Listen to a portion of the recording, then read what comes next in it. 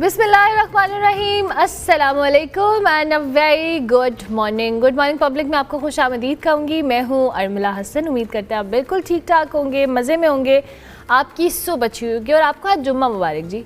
आज साल का 2026 का पहला फ्राइडे और कल से पहला वीकेंड भी है। अच्छा आगाज़ हुआ है। आई बिलीव कि 2026 कल हमने जब बात की थी, ईयर एंड हुआ रहा था, उस पर भी हमने बहुत सारी चीज़ों पर एनालिसिस लिया था। फिर जब साल का आगाज़ होता है तो बहुत सारी डिस्कशंस होती हैं कि जी कैसा होना चाहिए, क्या होगा। पाकिस्तान ने जी साल 2026 के आगाज़ में जो इक़्तिसादी खुशहाली और अमन के हवाले से आलमी सतह के ऊपर अपनी पोजीशन को संभव स्ट्रॉन्ग किया है। हालिया जो ग्लोबल इकनॉमिक गैलप सर्वे के मुताबिक पाकिस्तानी अवाम में जो पुरुम्मीद की होने की शरह है, उसमें भारत और आलमी औसत से नुमाया तौर के ऊपर वो ज़्यादा है, जिससे ज़ाहिर होता है कि जो अवामी एतमाद है उसमें इजाफ़ा हुआ है। मुल्क की मजमूई जो तरक्की है समाजी हमांगी के लिए एक अहम समहाउ जो कह लें ज़रूरी हमांगी के लिए एक अहम चीज़ है। सर्वे के मुताबिक जी 51% पाकिस्तानी आने वाले साल के बारे में होपफुल हैं, जबकि इक़्तिसादी खुशहाली के हवाले से 53% लोग जो 2026 को बेहतर साल समझते हैं। के मुतालिक भी 52% जो पाकिस्तानी उम्मीद रखते हैं उनका आलमी सतह पर बढ़ेगा, जो भारत के 26% के मुकाबले में बहुत ज़्यादा है। ये रुझान पाकिस्तान में 1994 के बाद सबसे ज़्यादा कहा जाए कि बुलंद सतह पर है तो गलत नहीं होगा, जो माजी के आलमी और इलाकाई रुझानात से भी समहाउ डिफर करता है। ये मौजूदा इक़्तिसादी और अमन के रुझानात मुल्क की तरक्की की राह कैसे मुस्तहकम करेंगे और पाकिस्तान के लिए इकॉनमी के पॉइंट ऑफ व्यू से 2026, जिसमें हम हमेशा से डिस्कशन पिछले कई सालों से करते आ रहे हैं, इनफैक्ट जब से हमने IMF वाले मामलात को ज़्यादा देखा भी है कि जो मैक्रो लेवल के ऊपर चेंजेस हैं और जो माइक्रो लेवल के ऊपर चेंजेस हैं और जो हमारे शॉर्ट टर्म गोल्स या लॉन्ग टर्म गोल्स हैं उनका हमें किस तरह से स्ट्रैटेजाइज़ करना है, क्या करना है, इस पर डॉक्टर अली सलमान हमारे साथ मौजूद हैं, हमारे मईशत है, उनको हम खुश आमदीद कहते हैं। Thank you very much doctor साहब, बहुत शुक्रिया आपके वक्त का। सबसे पहले तो आपको a very happy new year. I hope you are doing well. Doctor साहब, ये मैं चाहूँगी सर्वे के हवाले से भी आप अपना एक एनालिसिस दें और जो हमने 2025 के अंदर कुछ चीज़ों को चेंज किया, कुछ चीज़ों को बेहतर करने की कोशिश की, उसका इम्पैक्ट आप समझते हैं कि आइंदा इस साल में या आने वाले सालों में हम उसके समरात मिलेंगे? Thank you so much, Armila, for having me on your morning show. It's always a pleasure. देखें, ये जो आपने सर्वे का जिक्र किया है, ये चूँकि एक आलमी तनाजुर में पाकिस्तान की अवाम के हवाले से उनकी जो उम्मीद है मुस्तकबिल के मुतालिक, उसके उनके तासुरात का अहाता करता है। इस तरह के सर्वेज इम्पॉर्टेंट होते हैं क्योंकि वो एक रुझान को जाहिर करते हैं, एक सोच को जाहिर करते हैं, परसेप्शन को जाहिर करते हैं। जैसे हम कहते हैं कि जी पाकिस्तान का करप्शन परसेप्शन में जो है ना इतनी ज़्यादा इम्प्रूवमेंट नहीं हो रही, तो इसी तरह ये जो आपने सर्वे का जिक्र किया, इसमें पाकिस्तान का जो एक ग्लोबली पोजीशन है उसमें बेहतरी के हवाले से जो बात की गई है, यकीनन इसमें कोई शक नहीं है। आई थिंक हम परसेप्शन के अलावा अगर हम हकाइक की रोशनी में भी देखें तो मैं ये कहूँगा कि पाकिस्तान की इस वक्त जो आलमी पोजीशन है हमारी खारजा पॉलिसी के हवाले से और ख़ास तौर पर जो बैनुल-अक़वामी पावर्स हैं, सुपर पावर्स हैं या मेजर पावर्स हैं, उनके साथ अलाइनमेंट के हवाले से, और फिर जो दुनिया में जो बड़े मेजर क्राइसिस आ रहे हैं स्पेशली मिडल ईस्ट में, उसमें पाकिस्तान की पोजीशन बहुत बेहतर हुई है और पाकिस्तान की जो अहमियत है उसमें भी इजाफा हुआ है। और पाकिस्तान के अंदर आप ये देख सकते हैं कि जो बड़े मुल्कों के सरबराहान हैं उनका 2025 में हमने देखा बहुत आमदोरफ्त रही। अभी पिछले कुछ हफ्ते पहले इंडोनेशिया जो सबसे बड़ा मुस्लिम मुल्क है और एक मेजर राइजिंग इकोनॉमिक पावर है एशिया में, उनके सदर भी यहाँ पर आए। सो ये यकीनन एक खुशाइंद बात है और पाकिस्तान के जो मुस्तकबिल है उस हवाले से जो हमारा कॉन्फिडेंस है उसमें इजाफे को जाहिर करता है। जो दूसरा जो एलिमेंट आपने बात की है वो है इक्तिसादी सूरत हाल के हवाले से, जो कि ऑन ग्राउंड हम किस सूरत हाल का में है पिछले एक साल के मुकाबले में। तो ये बात वाज़ेह है कि हमारी इक्तिसादी सूरत हाल में बेहतरी आई है। अगर हम 2-3 बड़े जो इशारे देखते हैं जो आमतौर पर हम माशी इस्तेहकाम के तौर पर देखते हैं, उसमें इन्फ्लेशन है, उसके अंदर एक्सचेंज रेट है, उसके अंदर हमारा जो इंटरेस्ट रेट है वो है। तो हम ये वाज़ेह तौर पर कह सकते हैं कि इन्फ्लेशन रेट में कमी आई है और प्राइसेस जिस तरह पहले 1-2 साल पहले बढ़ रही थी, उसमें इज़ाफ़ा नहीं हो रहा। अगरचे वहाँ पर ज़ाहिर है बहुत हाई लेवल के ऊपर जाकर प्राइसेस जब स्टेबल हो जाती हैं तो प्राइसेस तो नीचे आना तो मुश्किल होती हैं, लेकिन एटलीस्ट उनकी जो बढ़ने की रफ्तार है वो काफ़ी कम हुई है, जो पहले 35-40% हो गई थी। फिर एक्सचेंज रेट हमारा स्टेबल रहा है। ये स्टेबल के साथ साथ थोड़ा सा इसके अंदर इस वक्त एक एलिमेंट आ रहा है कि ये थोड़ा ओवर वैल्यूड है, लेकिन this needs some correction. So hopefully इसके बारे में मार्केट बेस्ड करेक्शंस हो सकेंगे फ्यूचर के अंदर। और अगर आप ये देखें कि हमारा जो इकोनॉमिक ग्रोथ के जो नंबर्स अभी गवर्नमेंट ने साइट किए हैं, अगरचे उसके ऊपर कुछ लोगों ने तहफ़्फ़ुज़ात भी ज़ाहिर किए हैं, वो एक्सपेक्टेड ट्रेंड से बेहतर हैं। पिछले क्वार्टर का जो ग्रोथ रेट गवर्नमेंट ने प्रोजेक्ट किया है वो जो एस्टिमेट दिया है वो 3.71% है। सो ये कुछ बेहतर अलामात हैं। और फिर एक बार हमारा जो स्ट्रक्चरल रिफॉर्म्स के हवाले से चूँकि एक शुरू से मौक़िफ़ रहा है, पाकिस्तान में तरक्की और पायदार तरक्की के लिए जो ये हुकूमत की मुदाखलत है मईशत में, ख़ास तौर पर बिज़नेस के अंदर, उसमें कमी होनी चाहिए या उसको बिल्कुल ज़ीरो हो जाना चाहिए। हुकूमत का कोई किरदार नहीं होना चाहिए बिज़नेस को चलाने में। ये जो हमने 200 के करीब स्टेट ओन्ड एंटरप्राइजेज़ अभी तक पाल रखे हैं, इनको प्राइवेटाइज़ करने के पिछले 20 सालों का एक प्रोसेस था जो रुका हुआ था। ये एक बड़ी कामयाबी है कि हुकूमत की, और इसमें जो प्राइवेट सेक्टर के लोगों हैं, पाकिस्तान के अपने लोगों ने इसको पीआईए को सक्सेसफुली बिड भी किया और ये प्राइवेटाइजेशन का अमल मुकम्मल हुआ। ये हम सब लोग, सिर्फ हुकूमत नहीं बल्कि प्राइवेट सेक्टर भी मुबारकबाद की मुस्तहिक है कि उन्होंने इस चीज़ को एक रेस्क्यू किया है। और हम देखते हैं कि ये एक डोर ओपनर है प्राइवेटाइजेशन के लिए। और प्राइवेटाइजेशन निजकारी का जो प्रोसेस है वो बज़ाते खुद इकोनॉमिक ग्रोथ का एक फैक्टर बन सकता है, एक व्हीकल बन सकता है।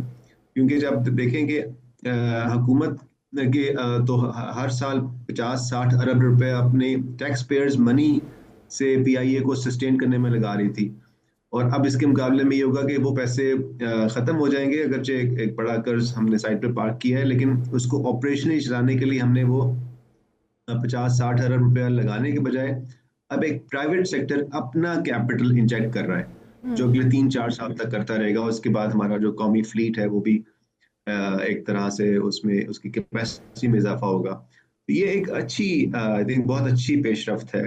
और मुझे उम्मीद है कि प्राइवेटाइजेशन कमीशन और जो हुकूमत के बाकी क़यादत के लोग हैं वो इस चीज़ को एक बिल्डिंग ब्लॉक के तौर पर इस्तेमाल करेंगे और बाकी ट्रांजैक्शंस को आगे लेकर जाएंगे।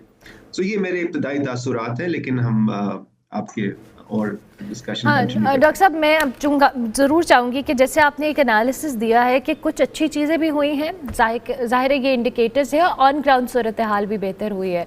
और इसमें जो आपने पीआईए का जिक्र किया, ये बहुत अरसे से आप जैसे एक्सपर्ट से बात करते आ रहे हैं कि ये एक सफ़ेद हाथी है जिसको हम पाल रहे हैं और उसने समहाउ कंट्रीब्यूट करने की बजाय हमारे ऊपर एक बहुत, अब जो कह लें ना, बहुत ज़्यादा अजीबोगरीब सा एक बर्डन था जो समहाउ प्राइवेट सेक्टर ने अगर इसको ओन किया है। डॉक्टर साहब, पॉलिसी मेकिंग जो कि हमारे पास ऑलरेडी पॉलिसीज़ मौजूद होती हैं, इम्प्लीमेंट होना, उसके साथ साथ हमारे जो लॉन्ग टर्म गोल्स हैं, हमने हमेशा से कुछ इश्यूज़ को एड्रेस करने के लिए फौरी तौर के ऊपर जो इक़दाम किए हैं उन्होंने समहाउ हमें सेफ तो किया है, लेकिन उसका लॉन्ग टर्म इम्पैक्ट नहीं आया हमारी इकॉनमी के ऊपर। आप क्या समझते हैं कि हमें कौन से ऐसे सेक्टर्स हैं, कौन सी ऐसी रिफॉर्म्स हैं जो कि लॉन्ग टर्म प्लानिंग के साथ करनी होंगी ताकि ये जो हमने एक बिल्डिंग ब्लॉक की सी आपने बात की, इसको हम सस्टेन कर सके समहाउ? पाकिस्तान की मईशत को और पाकिस्तान के कारोबारी माहौल को जिन दो बड़े चैलेंजेस का सामना है और इस पर मेरी नज़र में खातिर खा पेशरफ नहीं हुई, वो नंबर 1 तो है हमारा टैक्स पॉलिसी, हमारा टैक्स रेट, हमारी टैक्स पॉलिसी के अंदर जो डिस्टॉर्शंस हैं। हम बहुत ज़्यादा टैक्स इम्पोज करते हैं अपनी मैन्युफैक्चरिंग क्लास के ऊपर, अपनी इंडस्ट्रियल क्लास के ऊपर, अपने सैलरीड क्लास के ऊपर, जो टैलेंट को भी डिस्करेज करता है, जो कि कैपिटल इन्वेस्टमेंट को भी डिस्करेज करता है। और फिर ये पाकिस्तान में जो प्रॉफिट मेकिंग है, जो कारोबार का एक हक होता है, उसको भी बहुत ज़्यादा डिस्करेज करता है। सो अगर आप मुझसे पूछें कि कोई एक स्टेप हमें लेने की ज़रूरत है जिसमें हमें बहुत वाइड रेंजिंग रिफॉर्म्स चाहिए, वो टैक्स पॉलिसी की रिफॉर्म्स है। और वो सिर्फ ये डिजिटाइजेशन से नहीं होगा, वो सिर्फ आईटी की मदद से नहीं होगा, वो हमें पॉलिसी शिफ्ट करनी पड़ेगी। अभी भी हम एनफोर्समेंट के जहन से सोच रहे हैं, अभी भी एफबीआर की क़यादत जो है वो एनफोर्समेंट के जहन से सोचती है। वो माइंडसेट बदलना होगा और वो इंसेंटिव्स की तरफ हमें आना होगा कि जी इंसेंटिव्स दें लोगों को कि वो टैक्स में आए, टैक्स पे करें और बिजनेस करें। Tax is a by product of the business, not the main goal of the business. तो दूसरा जो है वो ये है कि एनर्जी सेक्टर के अंदर अगरचे हुकूमत ने आज भी एक रिपोर्ट जारी की है, उसमें उन्होंने कहा है कि हमने कोई 1 ट्रिलियन रुपए की बचत कर ली है। यानी उन्होंने कुछ सालों का, अगले आने वाले कुछ सालों के बेसिस के ऊपर एक एस्टिमेट जारी किया है कि हमने आईपीपीज को निगोशिएट किया, हमने एनर्जी कंजर्वेशन को किया, हमने जो हमारे एलएनजी के टर्मिनल थे जो हमने कतर से कमिट किए हुए थे, वो अब चूंकि हमें ज़रूरत नहीं रही है उनकी, एक्सेस हमारे पास बिजली मौजूद है, तो वो हमने इंटरनेशनल क्लाइंट्स को डाइवर्ट कर दिए हैं। तो ये रिफॉर्म्स हैं, यानी ये इसकी मदद से हमें किसी हद तक एक स्पेस मिल रही है। लेकिन अगर आप इंडस्ट्री से पूछें, अभी मैं फैसलाबाद में एक इंडस्ट्रियलिस्ट से बात कर रहा था, तो अनफॉर्चुनेटली हकीकत ये है कि बहुत सारी हज़ारों फैक्ट्रीज हमारी पिछले 2 सालों में बंद भी हुई हैं एनर्जी की कीमत की वजह से, क्योंकि उनका इनपुट की मेजर कॉस्ट एनर्जी है। तो और वो जो हमने गवर्नमेंट ने कहा था कि जी हम एक मार्जिनल लेवल के ऊपर, यानी एक खास हद से ज़्यादा कंजम्पशन के ऊपर हम इनको एक तरह से डिस्काउंट देंगे, वो जाहिर है एक ऐसी चीज़ है कि जिसका फ़ायदा हर एक को नहीं हो रहा है। तभी वो मजबूर हैं फैक्ट्री ओनर्स अपने फैक्ट्रीज को बंद करने के लिए। तो जहां हमें एक मैक्रो लेवल के ऊपर हमें बेहतर इशारे मिलते हैं जिसका मैंने जिक्र किया, वहीं पर हमें ये जो बिजनेस का माहौल है, कारोबारी माहौल है, उसमें बड़े चैलेंजेस का सामना है। एक छोटी सी मिसाल ये कि पाकिस्तान के अंदर एक बहुत बड़ी फर्म मेजर एक्सपोर्टर है टेक्सटाइल के अंदर, शायद नाम लेना मुनासिब नहीं होगा, लेकिन ये कि उसमें उन्होंने यानी वो हमारे एक्सपोर्ट लीडर रहे हैं, और हाल ही में पिछले साल उनका मैन्युफैक्चरिंग सेटअप, उनका जो मेजर मैन्युफैक्चरिंग सेटअप है वो पाकिस्तान से शिफ्ट होकर इजिप्ट में चला गया है। तो ऐसा क्यों हुआ है और हम ऐसा क्यों, ये हमारा लॉस है, नेशनल लॉस है, ये उनका खाली लॉस नहीं है, ये नेशनल लॉस है। तो इन चीज़ों को बहुत एग्रेसिवली पाकिस्तान की हुकूमत को, क़यादत को एड्रेस करना पड़ेगा, तभी हम एक ग्रोथ की तरफ आएंगे, सही मानों में ग्रोथ की तरफ आएंगे। बिल्कुल ठीक है, thank you very much doctor साहब, बहुत शुक्रिया आपके वक्त का। डॉक्टर अली सलमान हमारे साथ मौजूद थे, माहिर मईशत थे, राय दे रहे थे अपनी मईशत के हवाले से। हम ब्रेक लेते हैं, ब्रेक के बाद वापस आते हैं।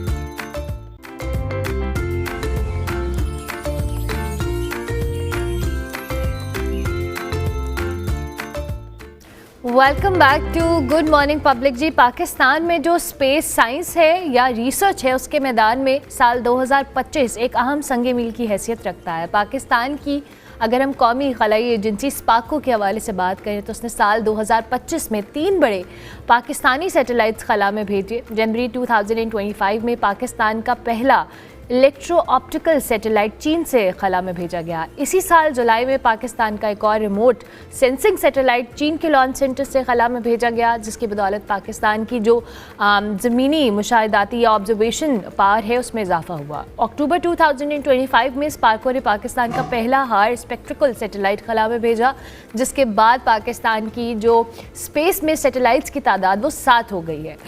स्पेस के मैदान में जी पाकिस्तान की तरफ से होने वाली एक बड़ी कामयाबियों में से इस साल पाकिस्तान के एस्ट्रोनॉट प्रोग्राम का आगाज़ भी था और पाकिस्तान का पहला खलाबाज 2026 में चीन के खलाई स्टेशन से भेजा जाएगा खला में, और पाकिस्तान में तैयार करदा जो रोवर है वो 2028 में चीन की मदद से चांद पर उतारा जाएगा। सो ओवरऑल 2025 स्पेस साइंसेस को लेकर, पाकिस्तान को लेकर बड़ा एक इम्पॉर्टेंट साल भी रहा। हम ज़रा मज़ीद टारगेट्स और 2026 के अंदर स्पार्को की क्या प्लानिंग है, क्या क्या प्रोजेक्ट्स हैं, क्या क्या ऐसी चीज़ें हैं जो पाइपलाइन में मौजूद हैं। शनीला तारिक हमारे साथ मौजूद हैं, डेप्यूटी चीफ मैनेजर स्पार्को, इनको हम खुशामदीद कहेंगे। Thank you very much Shanila साहिबा, बहुत शुक्रिया आपके वक्त का। 2025 आई बिलीव बड़ा इंपॉर्टेंट रहा है स्पार्को के लिए, पाकिस्तान के लिए और स्पेस साइंसेस के अंदर। मैं चाहूँगी आप भी एक ओवरव्यू दीजिएगा और जो टारगेट्स हमने 2026 के लिए सेट किए हैं उनके हवाले से भी बताइएगा। जी बिल्कुल, जैसा कि आपने जो है वो सेटेलाइट्स बताया, 2025 जो है वो one of the best years of Pakistan और स्पार्को रहा है। हमने इसके अंदर जो है वो 3 मेजर बड़े सेटेलाइट्स जो हैं वो लॉन्च किए हैं, जो जिस तरह आपने बताया कि जनवरी में इलेक्ट्रो ऑप्टिकल किया था, दैन जुलाई में KS-1 हमने सार सेटेलाइट लॉन्च किया था, अक्टूबर में हमने हाइपर स्पेक्ट्रल सेटेलाइट लॉन्च किया था। इसके अलावा जो 2025 है इसके अंदर हमारे 2 बड़े मेजर जो प्रोग्राम्स हैं, एक प्रोग्राम हमारा जो है वो एस्ट्रोनॉट का है, जिसके लिए हमने फैब 2025 के अंदर एक MOU साइन किया था और वो इम्प्लीमेंटेशन फ़ेज़ के अंदर आया सेम ईयर के अंदर। और हमारी जो एस्ट्रोनॉट की सिलेक्शन का प्रोसीजर है जो 6 मंथ्स हमने लिए एंड देन 3 to 4 मंथ्स जो है वो एस्ट्रोनॉट सेंटर ऑफ चाइना में हुआ, और हम इंशाल्लाह जनवरी 2026 में जो है वो 2 एस्ट्रोनॉट्स 2 कैंडिडेट्स जो हैं वो फाइनल करेंगे जो कि ट्रेनिंग में जाएंगे। दूसरा हमारा बहुत एक अहम डेवलपमेंट हुई है हमारे जो लूनर मिशन के रिस्पेक्ट से, जिसके अंदर हमने चाइना की कोलैबोरेशन के साथ अपना जो एक रोवर है, इंशाल्लाह हम उसको प्लान कर रहे हैं कि 2028 के अंदर वो मून की सरफेस के ऊपर लैंड करेगा। उसमें एक बड़ी डेवलपमेंट हुई है, उसका पूरा एक कॉन्सेप्चुअल डिज़ाइन हमारा फाइनल हुआ है। हमने जो है वो उसकी स्केल डाउन मॉडल को फाइनलाइज़ किया है, जिस हमने उसके स्ट्रक्चरल मॉडल्स होते हैं, उसके इलेक्ट्रिकल और थर्मल टेस्टिंग के हवाले से जो मॉडल्स तैयार होते हैं स्केल डाउन मॉडल्स, उसमें एक अहम डेवलपमेंट हुई है कि वो हमारे जो है वो टेस्टिंग फेज़ के अंदर गए हैं। तो इस लिहाज से ये जो 2025 है वो बहुत अहमियत का हामिल है ये साल। बिल्कुल ठीक है। ये जो हमने पहले भी जिन सैटेलाइट्स की तादाद का मैंने जिक्र किया और आपने भी अभी शनीला साहिबा बताया, इसने हमें ऑन ग्राउंड कंट्रीब्यूट क्या किया है, मैं चाहूँगी उस एस्पेक्ट से भी आप हमें बताइएगा। चूँकि हमने 2026 में एक बड़ा अच्छा एस्ट्रोनॉट, जैसे आपने कहा कि 2 फाइनलाइज करके उनको ट्रेनिंग में भेजा जाएगा, और पाकिस्तान के अंदर तो आई बिलीव स्पेस साइंसेस को लेके अब यंगस्टर्स का इंटरेस्ट भी है, स्टूडेंट्स हम इस पर बहुत ज़्यादा डिस्कशंस भी कर रहे हैं। सो हमें ये भी बताइएगा। जी देखें, ये जो सेटेलाइट्स हैं ना, ये ऑलरेडी हमारे इस वक्त टोटल रिमोट सेंसिंग सेटेलाइट 7 जो है वो ऑर्बिट में मौजूद हैं। जो इस साल हमने सेटेलाइट लॉन्च की है जिसके अंदर इलेक्ट्रो ऑप्टिकल है, सार सेटेलाइट है, ये हमारी एक ब्रॉड बेसलाइन मैपिंग के लिए इस्तेमाल हुआ है, जिसके अंदर लैंड और वेजिटेशन की मैपिंग हो गई, स्ट्रक्चरल एंड हाइड्रोलॉजिकल जो चेंजेस हैं उसकी। HS-1 जो अक्टूबर में हमारा लॉन्च हुआ, ये हमारा जो है जब इंटीग्रेट होता है फॉर इंस्टेंस हमारा डिज़ास्टर रिजिलियंस फ्रेमवर्क के अंदर, तो ये इनेबल करता है पाकिस्तान को for quick decision making during pre event, post event और ड्यूरिंग इवेंट। बिल्कुल ठीक है। और एस्ट्रोनॉट प्रोग्राम के हवाले से भी बताइएगा, जो 2 आप लोग एस्ट्रोनॉट सेलेक्ट करके आगे ट्रेनिंग के लिए भेजेंगे, स्पार्को की तरफ से क्या हमारे पास कोई ऐसे ट्रेनिंग प्रोग्राम्स ऑलरेडी चल रहे हैं जिस पे हम अपने नेशनल लेवल के ऊपर से इस तरह से लोगों को थोड़ा ट्रेन करें ताकि वो फर्दर मज़ीद ट्रेनिंग लेकर इस तरह के प्रोग्राम्स में पार्टिसिपेट कर सकें? देखें, ये हम फर्स्ट टाइम जो है वो इस प्रोग्राम को कर रहे हैं इन कोलैबोरेशन विद चाइना। तो इसके अंदर जो पाकिस्तान है उसने 6 मंथ्स लिए हैं, जो एस्ट्रोनॉट की एक नंबर ऑफ कैंडिडेट्स मौजूद थे जिनकी सिलेक्शन में, जिनके मेडिकल फिटनेस और उनके साइकोलॉजिकल और फिजियोलॉजिकल टेस्ट हुए। इसके बाद एस्ट्रोनॉट सेंटर ऑफ चाइना के अंदर जो है ये इनकी मज़ीद डिटेल स्क्रूटनी हुई, एग्जामिनेशन हुई, असेसमेंट हुई है, जो कि एक डिफरेंट प्रोसीजर्स थे। और वहाँ पे जो है वो अब in consultation with astronaut centre of China हम जनवरी में जो है वो 2 कैंडिडेट सेलेक्ट करेंगे और फिर फैब के अंदर इनकी ट्रेनिंग स्टार्ट होगी जो कि चाइना में ही होगी। ठीक है, थैंक यू वेरी मच। और नवंबर 2026 में इंशाल्लाह ये चाइनीज़ स्पेस स्टेशन में थोड़ा क्लियर करूँगी कि वहाँ पर फिर कुछ एक्सपेरिमेंट्स होते हैं जो कि ये एस्ट्रोनॉट हैं उसको कंडक्ट करेंगे। बिल्कुल ठीक है। थोड़ा सा मैं इधर क्लैरिटी जो है वो देना चाहूँगी आपके प्रोग्राम के थ्रू कि देखिए हमारे बेसिकली ना 2 प्रोग्राम्स हैं। एक प्रोग्राम जिस तरह अभी आपने सारी डिटेल ली जो एस्ट्रोनॉट के हवाले से था कि जी वो चाइनीज़ स्पेस स्टेशन पे जाके कुछ एक्सपेरिमेंट्स हैं जो कि बड़ी साइंटिफिक उसकी सिग्निफिकेंस है वो करेंगे। दूसरा हमारा जो प्रोग्राम है जिस तरह अभी थोड़ी देर पहले हमने बात की वो हमारे मून मिशन से रिलेटेड है। उसके अंदर एक रोबोटिक आर्म है जो कि इंडिजिनसली डेवलप हुआ है पाकिस्तान के अंदर, वो जो है वो लैंड करेगा 2028 में। ये जो इनिशिएटिव है basically international lunar research space centre जो है वो उसके लिए एज अ फर्स्ट स्टेप है, जो पहले हम उसको रोबोट टिक मिशन हम भेजेंगे एंड देन लेटर ऑन फिर वो क्रूड मिशन की तरफ जाएगा। तो ये जो एक कंट्रीब्यूशन है पाकिस्तान की, ये इन्हांसमेंट है ग्लोबल एक्सप्लोरेशन के अंदर, जो कि एक enhancement in role of Pakistan है। बिल्कुल ठीक है, thank you very much Neela Tariq, बहुत शुक्रिया। डिप्टी चीफ मैनेजर स्पार्को हमारे साथ मौजूद थी। स्पार्को को लेकर आज जो नए कुछ प्रोजेक्ट्स हैं उसके हवाले से बात करी थी। हम ब्रेक लेते हैं, ब्रेक के बाद वापस आते हैं।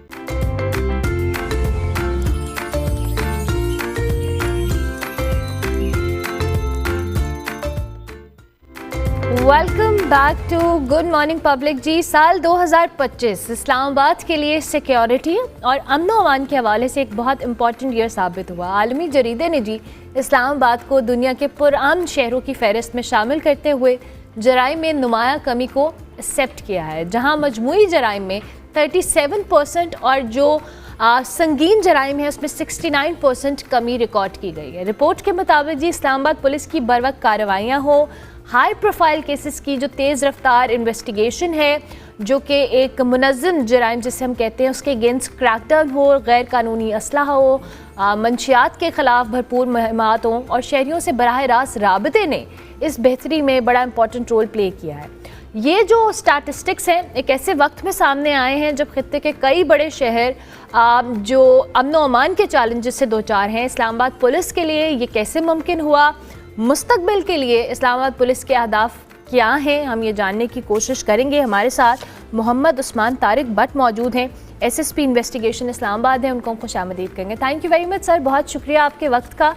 आई बिलीव कि ये हमारे लिए, इस्लामाबाद पुलिस के लिए और ओवरऑल इस्लामाबाद की जो एक सिक्योरिटी है या सेफ्टी है, बड़ी इंपॉर्टेंट डेवलपमेंट भी है। मैं चाहूँगी आप हमें इस हवाले से मज़ीद बताइएगा।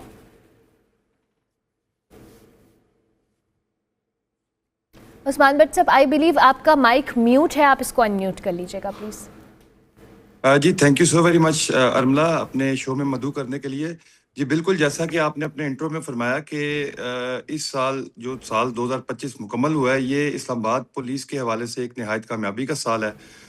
हमारे जो आईजी इस्लामाबाद है सैयद अली नासिर रिजवी साहब, उनकी क़यादत में इस्लामाबाद पुलिस ने जो साल 2025 मुकम्मल किया है वो उसमें बहुत सारी कामयाबी की दास्तानें हमने रकम की हैं। मजमूई तौर पे हमारा 2025 में 37% जो क्राइम है उसमें डिप आया, उसमें डिक्लाइन आया। और अगर मैं बात करूं हमारे जो हीनियस क्राइम है उसमें साल 2025 में 2024 की निस्बत हमारा 69% जो है वो उसमें नुमाया कमी आई है क्राइम में। इसी तरह अगर मैं आपको हाई प्रोफाइल क्राइम के ट्रेसिंग के हवाले से बात करूं तो साल 2025 में 20 ऐसे मुकदमात हैं जिसमें हमने जो ट्रेसिंग है वो लेस दैन 24 आवर्स में किया है। ये हाई प्रोफाइल मुकदमात थे और इनको हमने नहायत फौरी तौर पे और अपना मैक्सिमम वसाइल इस्तेमाल करते हुए हमने इनको कम से कम टाइम में हमने इनको ट्रेस किया।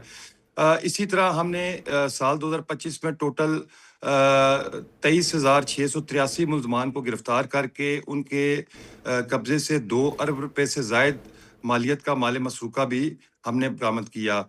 जो डकैती है, राजनी है, कार और मोटरसाइकिल चोरी है, इसमें मुलव्वस 578 गैंग्स हमने साल 2025 में बस्ट किए, जिनके 1308 अरकान को गिरफ्तार किया गया। इसी तरह इनके कब्जे से 375 गाड़ियां और 851 जो मसरूका मोटरसाइकिल थे उनको बरामद किया गया। इसके अलावा हमने साल 2025 में 4000 से ज़ायद इश्तिहारी मुजरमान और जो साबका रिकॉर्ड याफ्तगान हैं उनकी गिरफ्तारी भी अमल में लाई। अरमला साल 2025 में इस्लामाबाद पुलिस ने कब्जा माफिया के खिलाफ एक बड़ा ग्रैंड ऑपरेशन किया। 157 मुकदमात का इंदराज किया गया, जिनमें 161 मुल्जमान को गिरफ्तार करके करोड़ों रुपए मालियत की जो लैंड है उसको इनके कब्जे से कब्जा माफिया के हमने वागजात कराया। इसी तरह असले से पाक इस्लामाबाद मुहिम के तहत 304 राइफलें, 92 जो हमारी असॉल्ट राइफल्स और बंदूकें हैं, 2200 के करीब हमने पिस्टल्स और 37,000 के करीब जो है हमने जो राउंड्स हैं, जो लाइव बुलेट्स हैं, वो हमने इस असले से पाक इस्लामाबाद मुहिम के तहत जो है वो हमने 2308 मुल्जमान के कब्जे से रिकवर की। इसी तरह मंशियात के खिलाफ जो हमारी खसूसी आईजी साहब इस्लामाबाद की हदायत के मुताबिक खसूसी मुहिम थी, नशा अब नहीं, उसके तहत हमने 1801 मंशियात फरोश गिरफ्तार किए और इनमें 29 मंशियात फरोश ऐसे भी थे जो कि तालीमी इदारों के इर्द गिर्द या तालीमी इदारों में मंशियात सप्लाई कर रहे थे। उनके कब्जे से तकरीबन 323 किलोग्राम हमने चर्स बरामद की। इसी तरह 550 किलोग्राम हीरोइन और 161 किलोग्राम जो है वो हमने आइस बरामद की। अरमला, इस्लामाबाद के शहरियों को फैसिलिटेट करने के लिए और पब्लिक और पुलिस का जो लाइजॉन है उसको मजीद बेहतर बनाने के लिए साल 2025 में कुल 1270 खुली कचहरी जो है उनका इनेकाद किया गया, ठीक है। जो कि एसपी से लेके आईजी तक मुख्तलिफ अफसरान ने ये खुली कचहरियाँ इनका इनेकाद किया और इन खुली कचहरियों से तकरीबन 1 लाख से जायद जो शहरी हैं इस्लामाबाद के, वो मुख्तलिफ अंदाज में मुस्तफीद हुए हैं। जी अरमला, बिल्कुल ठीक है। अच्छा, मुझे ये भी बताइएगा उस्मान साहब, जैसे आपने ख़ुद भी कहा कि ये एक बड़ी इस्लामाबाद पुलिस के लिए इन टारगेट्स को अचीव करना इट्सेल्फ चैलेंजिंग होता है। ज़ाहिर है लॉ एंड ऑर्डर की सूरत हाल को एक ऐसे शहर में जो कि एक हाई प्रोफाइल शहर भी है, समहाउ कैपिटल भी है, वहाँ पर इस तरह के केसेस में प्रॉब्लमेटिक भी होते हैं और फिर चैलेंजेस भी होते हैं। चैलेंजेस क्या रहे आप लोगों को? बिकॉज आई बिलीव कि शहर छोटा है लेकिन वहाँ पे जो केसेस हैं, वहाँ पे जो मसाइल हैं क्राइम लॉ एंड ऑर्डर को लेकर, वो बड़े मुख्तलिफ हैं बाकी शहरों की निस्बत। जी अरमला, बेसिकली इस्लामाबाद चूँकि हमारे मुल्क का, पाकिस्तान का कैपिटल है और चैलेंजेस हमेशा आपको हर फील्ड में होते हैं, हर जगह पे होते हैं, लेकिन अल्लाह की ज़ात का मैं जितना शुक्र अदा करूँ वो कम है कि हमें अल्हम्दुलिल्लाह एज सच कोई भी इस तरह का चैलेंज फेस नहीं करना पड़ा कि जिसकी वजह से हम बिल्कुल हैंडीकैप हों। इस्लामाबाद पुलिस ने अपनी तमाम तर एफर्ट्स और फुल थ्रॉटल के साथ हमने अपनी हर चीज़ को हेड ऑन लिया है, beat law and order, beat security, beat VVIP security और इसके अलावा जितनी भी बाकी दीगर चीज़ें हैं, क्राइम फाइटिंग है, इसमें हमने अल्हम्दुलिल्लाह आपको मैं इसमें एक चीज़ मज़ीद बताता चलूँ कि जो ग्लोबल सेफ्टी इंडेक्स है उसके मुताबिक इस्लामाबाद जो है वो इस वक्त जो दुनिया के चंद जो बड़े कैपिटल्स हैं, जिनमें पेरिस है, मॉस्को है, बर्लिन है, न्यूयॉर्क है, लंदन है, इनकी निस्बत इस्लामाबाद एक सेफेस्ट सिटी है कंपैरेटिवली। तो महदूद वसाइल के साथ इस तरह के जो बड़े कैपिटल्स हैं उनको चैलेंज करना और हेड ऑन चैलेंज करना, ये मेरा ख्याल है कि हमारी सबसे बड़ी कामयाबी 2025 के हवाले से रही है। जी डेफिनेटली 2026 में क्या ऐसे प्रोजेक्ट्स हैं, क्या ऐसी कैंपेन्स हैं और क्या ऐसी स्ट्रैटेजी है जो आप लोगों ने सोची है, प्लान की है कि लॉ एंड ऑर्डर की सूरत हाल को सस्टेन भी किया जाए, जो कि हमने बेहतर की है, और आगे भी फर्दर इस सूरत हाल को कंट्रोल में रखा जाए? जी अरमला, बिल्कुल आपने दुरुस्त फरमाया कि इंशाल्लाह ताला हमारी कोशिश यही होगी कि हम जो हमारी जो ये कॉन्टिन्यूटी है ये बरकरार रहे। 2026 के हवाला से भी हमारा जो इस्लामाबाद सेफ सिटी है उसकी जो वैल्यू एडिशन है और उसमें उसका जो सेकंड फेज़ है वो इस वक्त कामयाबी से चल रहा है। इसमें हम मज़ीद कैमरास जो है इंस्टॉल कर रहे हैं, इस्लामाबाद को मज़ीद इंशाल्लाह ताला सेफ बनाया जाएगा इसी हवाला से। और इसके अलावा हम पुरज़्म हैं अपने आईजी साहब की क़यादत में कि हम इंशाल्लाह ताला 2025 की तरह 2026 को भी इस्लामाबाद के लिए एक सेफेस्ट तरीन साल बनाएंगे। जी इंशाल्लाह ताला। बिल्कुल ठीक है। एंड इन द एंड हमारे प्लेटफॉर्म से आप कुछ कहना चाहें अवामी अवेयरनेस के लिए लोगों को, इस्लामाबाद के लोगों को? जी, इसमें जो मेरा सबसे पहला जो इस्लामाबाद के शहरियों को, वासियों को पैगाम है वो ये है कि जो इस्लामाबाद पुलिस के मुख्तलिफ इनिशिएटिव हैं वो लॉ एंड ऑर्डर से मुतल्लिक हों, वो ट्रैफिक से मुतल्लिक हों। एक तो आप हमें फुली सपोर्ट करें, चूँकि पुलिस का वजूद जो है वो सिर्फ शहरियों से है और अगर हमें शहरी प्रॉपर तरीके से हर मामले में सपोर्ट करेंगे तो ये हमारी जो कामयाबी है इसके चांसेस मैनीफोल्ड बढ़ जाएंगे। दूसरा, मैं इस्लामाबाद के शहरियों को यही रिक्वेस्ट करूंगा कि काइंडली दो चीज़ों के हवाला से, एक मंशियात के हवाले से और एक अपने इर्द गिर्द खसूसी किस्म का जो है वो जो अपना माहौल है उस पर नज़र रखने के हवाला से आप हमारे आंखें, कान और बाजू बने, ताकि हम ये जो एक जो क्राइम की वेव है और इसके अलावा जो एक सिक्योरिटी के हवाले से खदशात हैं, उनसे हम बेहतर अंदाज में नंबर आजमा हो सकें। जी बिल्कुल ठीक है, थैंक यू वेरी मच। हमारे साथ मोहम्मद उस्मान तारिक भट्ट, एसएसपी इन्वेस्टिगेशन इस्लामाबाद मौजूद थे। इस्लामाबाद में जो लॉ एंड ऑर्डर की सूरत हाल है इसको इंटरनेशनली रिकग्नाइज़ किया जा रहा है और उस हवाले से बता रहे थे। हम ब्रेक लेते हैं, ब्रेक के बाद वापस आते हैं।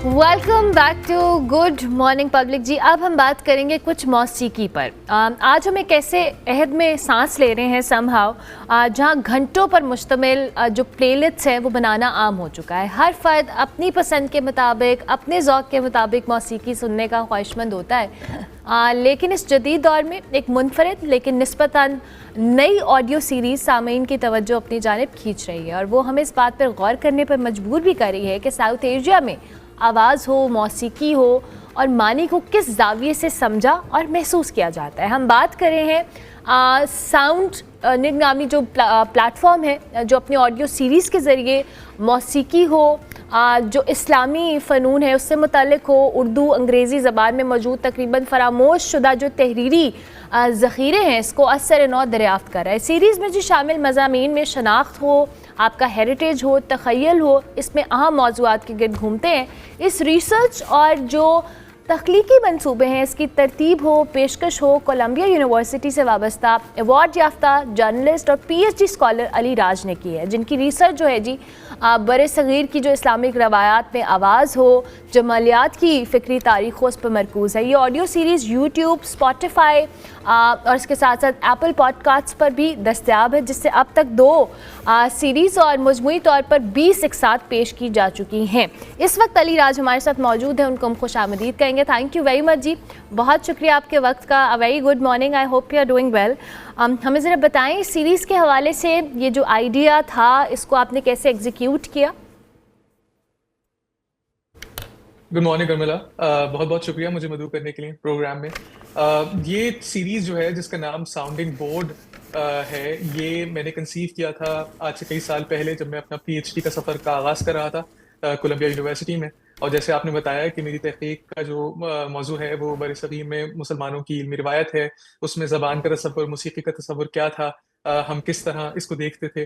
तो यही तवज्जो मेरी इसी पर है। और मैं इस तहकीक के दौरान मुझे एहसास हुआ कि जैसे जैसे मैं मवाद इकट्ठा कर रहा था कि उर्दू ज़बान में ख़ास तौर पर एक बहुत मुस्तहकम रिवायत है जिसको हम अंग्रेज़ी में म्यूज़िकोलॉजी कहते हैं, म्यूज़िक से मुताल्लिक़ लिखने की और मौसीकी के तसव्वुर का ज़बान से क्या रिश्ता है, हमारी मज़हबी रिवायत से क्या रिश्ता है, इससे मुताल्लिक़।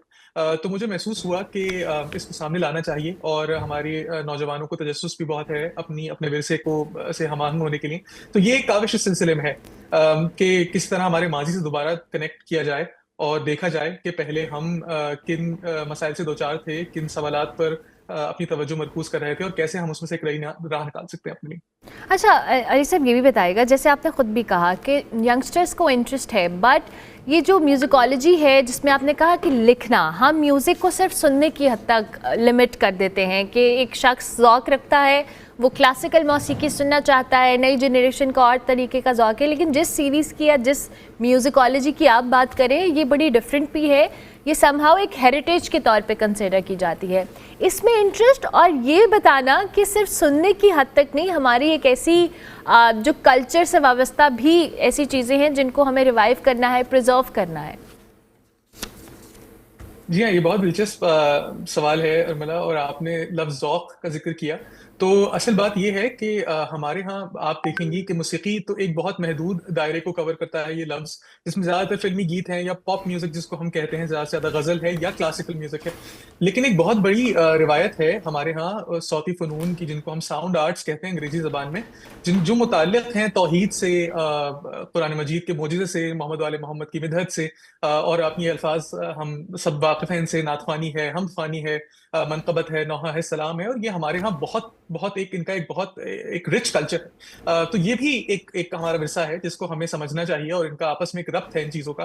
तो मुझे ये एहसास हुआ कि जो हमारी ये मौसीक़ीदानी की रिवायत है उर्दू ज़ुबान में, ये असल में जिन चीज़ों से मुताल्लिक़ लिख रहे हैं, ये इसी ज़ौक़ की तरबियत है करना, कि हम कैसे पहचानते हैं, हमारे यहाँ बड़ों ने कैसे पहचाना है पिछले कई सौ साल में, कि कौन सी मौसीकी अच्छी होती है, कौन सी आवाज़ अच्छी होती है, कौन सी आवाज़ अच्छी नहीं होती, कौन सी आवाज़ हमें ठीक राह पर रखती है, हमें खुदा ताला की तरफ मुतवज्जे करती है, कौन सी आवाज़ हमें बेराह रवी की तरफ लेके जाती है। तो इस ज़ौक़ का इक्तिसाब करने के लिए ही जो है वो दरअसल मेरा मकसद है कि इसको सामने लाया जाए।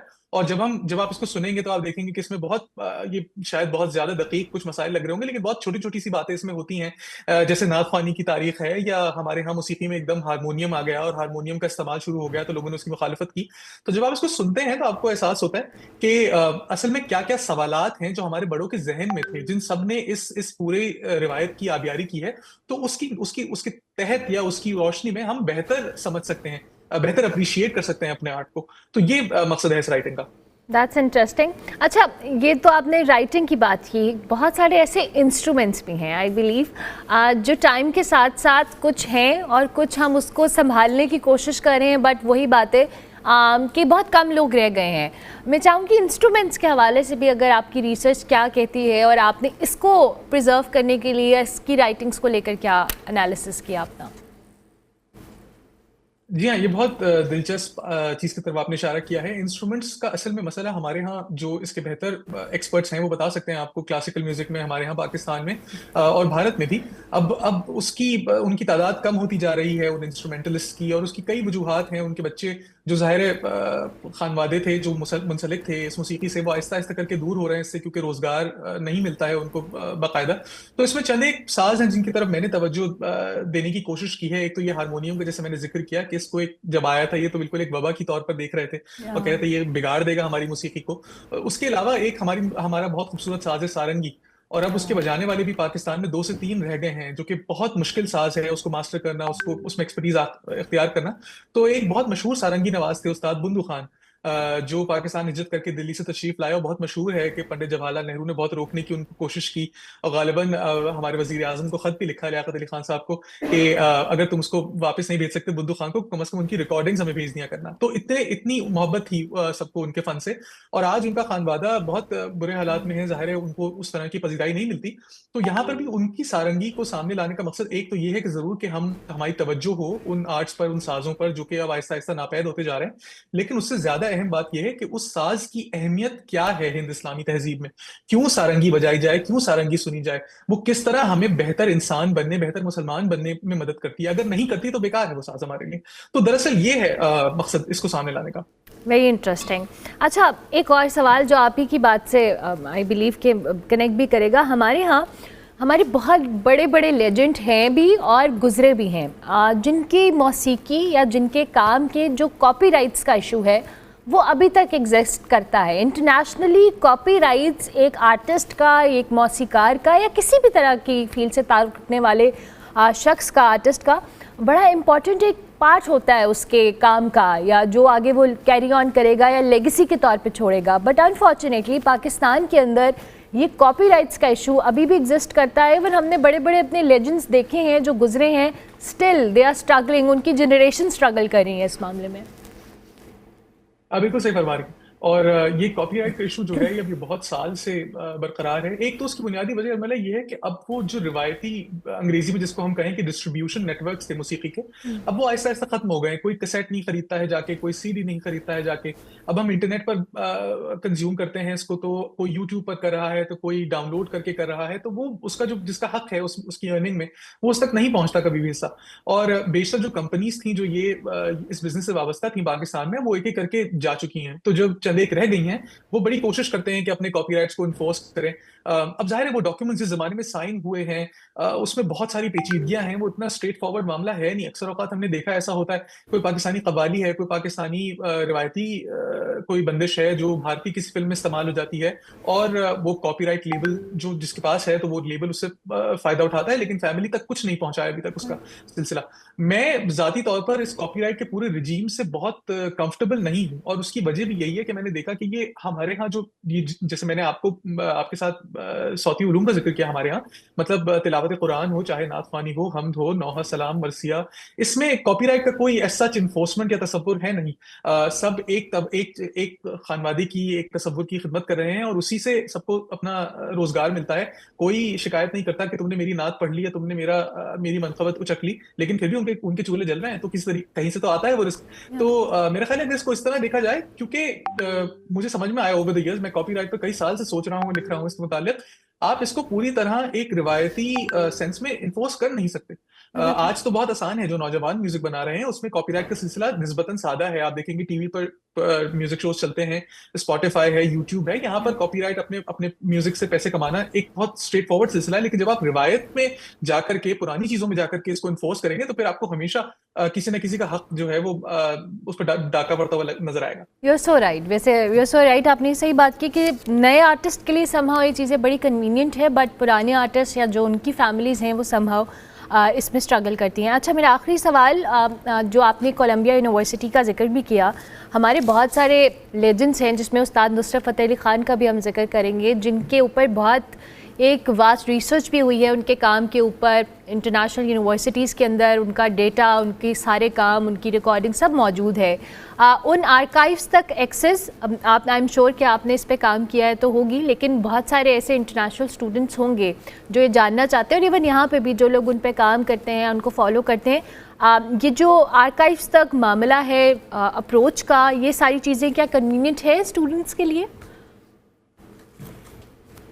अर्मिला, अब मैं अगर आपकी सवाल मुझसे 5 साल पहले पूछती तो मेरे पास शायद इसका जवाब देने में दुश्वारी होती, लेकिन अब बहुत आसान हो गया है। आप यकीन मानिए कि मुझे भी घर बैठे बेशतर चीज़ें मिल जाती हैं, क्योंकि इंटरनेट ने चीज़ें बहुत आसान कर दी हैं, और कोरोना वायरस के बाद से तो अब और आर्काइव्स डिजिटली एक्सेसिबल हैं। दुनिया भर में आप कहीं बैठे एक इंटरनेट कनेक्शन के साथ अगर आपको सही जगह पर ढूंढना हो तो आपको चीज़ें मिल जाएंगी। एक इसमें दिलचस्प चीज़ ये भी है कि जब पाकिस्तान और भारत में बंटवारा हो रहा था एसेट्स का, तो उस वक्त पाकिस्तान की हुकूमत ने एक वफ्द भारत भेजा था और उनसे ये तय कर रहे थे कि भाई जो किताबें हमारा विरसा है, जो पब्लिक लाइब्रेरीज में रखा हुआ है, जो रिकॉर्डिंग्स का विरसा है हमारा, इसको भी बांट लो। और भारत की हुकूमत ने इसमें बहुत वक्त लगाया और नहीं दिया इवेंचुअली पाकिस्तान को। तो हमारी कई नस्लें रिसर्चर्स की, हमारे नौजवानों की, वो उस विरसे से महरूम रहे। लेकिन अब कोरोना वायरस के बाद से पब्लिक लाइब्रेरी ऑफ इंडिया ने वो तमाम रिकॉर्ड्स डिजिटाइज करके पब्लिक कर दिए। तो किसी भी इंटरनेट कनेक्शन के साथ आप एक इंटरनेट आर्काइव, एक वेबसाइट है, वहां पर जाकर के वो तमाम मखलूतात, वो तमाम किताबें एक्सेस कर सकते हैं। उसके अलावा एक और आर्काइव जिसकी तरफ मैं तवज्जो दिलाना चाहूंगा, जो मुझे लगता है अपनी नौयत का सबसे मुनफरिद काम है पूरे बरे-सगीर में, वो लुत्फुल्ला खान ऑडियो लाइब्रेरी है, जो अब लाहौर में लम्स यूनिवर्सिटी के पास है। और उसकी रिकॉर्डिंग्स, ये लुत्फुल्ला खान साहब का ताल्लुक मद्रास और बम्बई से था। ये कराची हिजरत करके आए और इन्होंने मेरे ख्याल 60-70 साल से ज्यादा से इन्होंने रिकॉर्डिंग्स जमा की हैं। तो जो नायाब तरीन रिकॉर्डिंग्स आपको कायद-ए-आज़म मोहम्मद अली जिन्ना साहब की या हमारे दीगर अकाबरीन की, हमारे उलमा की, हमारे मूसीक़ारों की, जो रेडियो पाकिस्तान और पाकिस्तान टेलीविजन के पास भी बाकायदा नहीं होगा रिकॉर्ड, वो आपको लुत्फुल्ला लाइब्रेरी में मिल जाएगा। तो ये सब यूट्यूब पर अवेलेबल है, आप वहाँ से एक्सेस कर सकते हैं। ज़बरदस्त, थैंक यू वेरी मच अरियाद, बहुत शुक्रिया आपका कि आपने हमें वक्त दिया, और आपका काम डेफिनेटली बहुत ज़बरदस्त है, और जो आप कंट्रीब्यूट कर रहे हैं इसकी बड़ी अशद ज़रूरत भी है। हम ब्रेक लेते हैं, ब्रेक के बाद वापस आते हैं।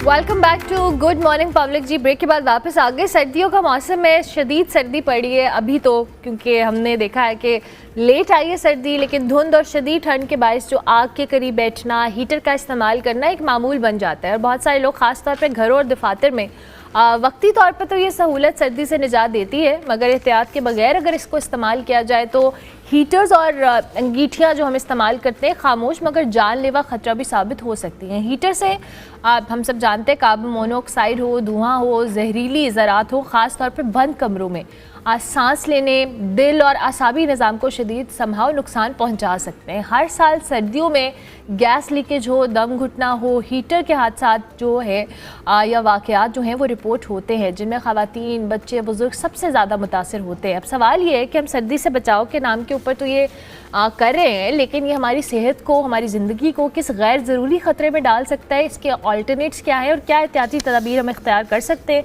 डॉक्टर मिर्ज़ा अयूब बेग हमारे साथ मौजूद हैं, पल्मोनोलॉजिस्ट हैं, उनको खुशामदीद कहते हैं। Thank you very much doctor साहब, बहुत शुक्रिया। डॉक्टर साहब, ये तो बड़ा कॉमन है, हीटर का इस्तेमाल कमरों में हम सर्दियों में ख़ास तौर पे करते हैं। अब इलेक्ट्रिक हीटर्स आ गए हैं, पहले गैस वाले इस्तेमाल करते थे हम लोग। देखिए जी, ये जो है आग सेकना जो है ना, ये एक अलग अमल है और हीटर का इस्तेमाल एक अलग अमल है। ठीक है। आप आग सेकने को सिर्फ जो है वो कमरों तक महदूद ना रखें। सर्दियों में गली महल्ले के अंदर लोग जो हैं वो इकट्ठे होकर लकड़ियां जमा करके और बाज़ औक़ात तो प्लास्टिक शॉक पर जमा करके वो लोग आग लगाते हैं और वो आग सेक रहे होते हैं। अब ये अमल उनका जो खुले माहौल में कर रहे होते हैं बेशक, लेकिन ये भी जिस तरह हमारा जो है वो इस वक्त स्मोक का प्रॉब्लम है, फ़िज़ा इतनी आलूदा हुई है, तो उसमें ये इस्तेमाल भी इंतहाई ख़तरनाक होता है फ़िज़ा के लिए, स्मोक के लिए। लेकिन चलो ये वो खुली फ़िज़ा में करते हैं। असल मसला है कि आप जो है वो आग सेकने का अमल जो बंद कमरे के अंदर कर रहे हैं। अब बंद कमरे के अंदर जो आप आग सेकने का अमल कर रहे हैं, जिसमें आप कोयले का इस्तेमाल कर रहे हैं या एलपीजी का गैस का हीटर है या सुई गैस का हीटर है। अब इसमें मसला ये है कि जहाँ पर भी आपकी शोला निकलता है, आग जलती है, उसके अंदर जो है वो इस केमिकल जो प्रोसेस है, इसके अंदर कार्बन डाइऑक्साइड गैस और कार्बन मोनोऑक्साइड गैस प्रोड्यूस होती है जहाँ भी शोला जलेगा। अब जो है वो लोग कोयले को आग लगा लेते हैं और जहाँ पर जब आग जलती है उसके साथ ऑक्सीजन भी कंज्यूम होती है। ये अल्लाह ताला का निज़ाम है। अब आपने क्या किया, सर्दियों में बंद हो गए, कमरा बंद कर दिया, कहीं से बिल्कुल हवा ना आए, और आप जो है वो कोयले को आग लगा के या गैस का हीटर जला के बैठ गए। उससे होगा ये कि आहिस्ता आहिस्ता कमरे के अंदर आपके इन ख़तरनाक गैसेस का जो है वो इनकी मिक़दार बढ़नी शुरू हो जाएगी, कार्बन डाइऑक्साइड और कार्बन मोनोऑक्साइड गैस। और जब इनकी मिक़दार बढ़ती है तो उससे हम, पहली बात तो ये है कि हम अपनी सांस की नाली में लेके जाते हैं।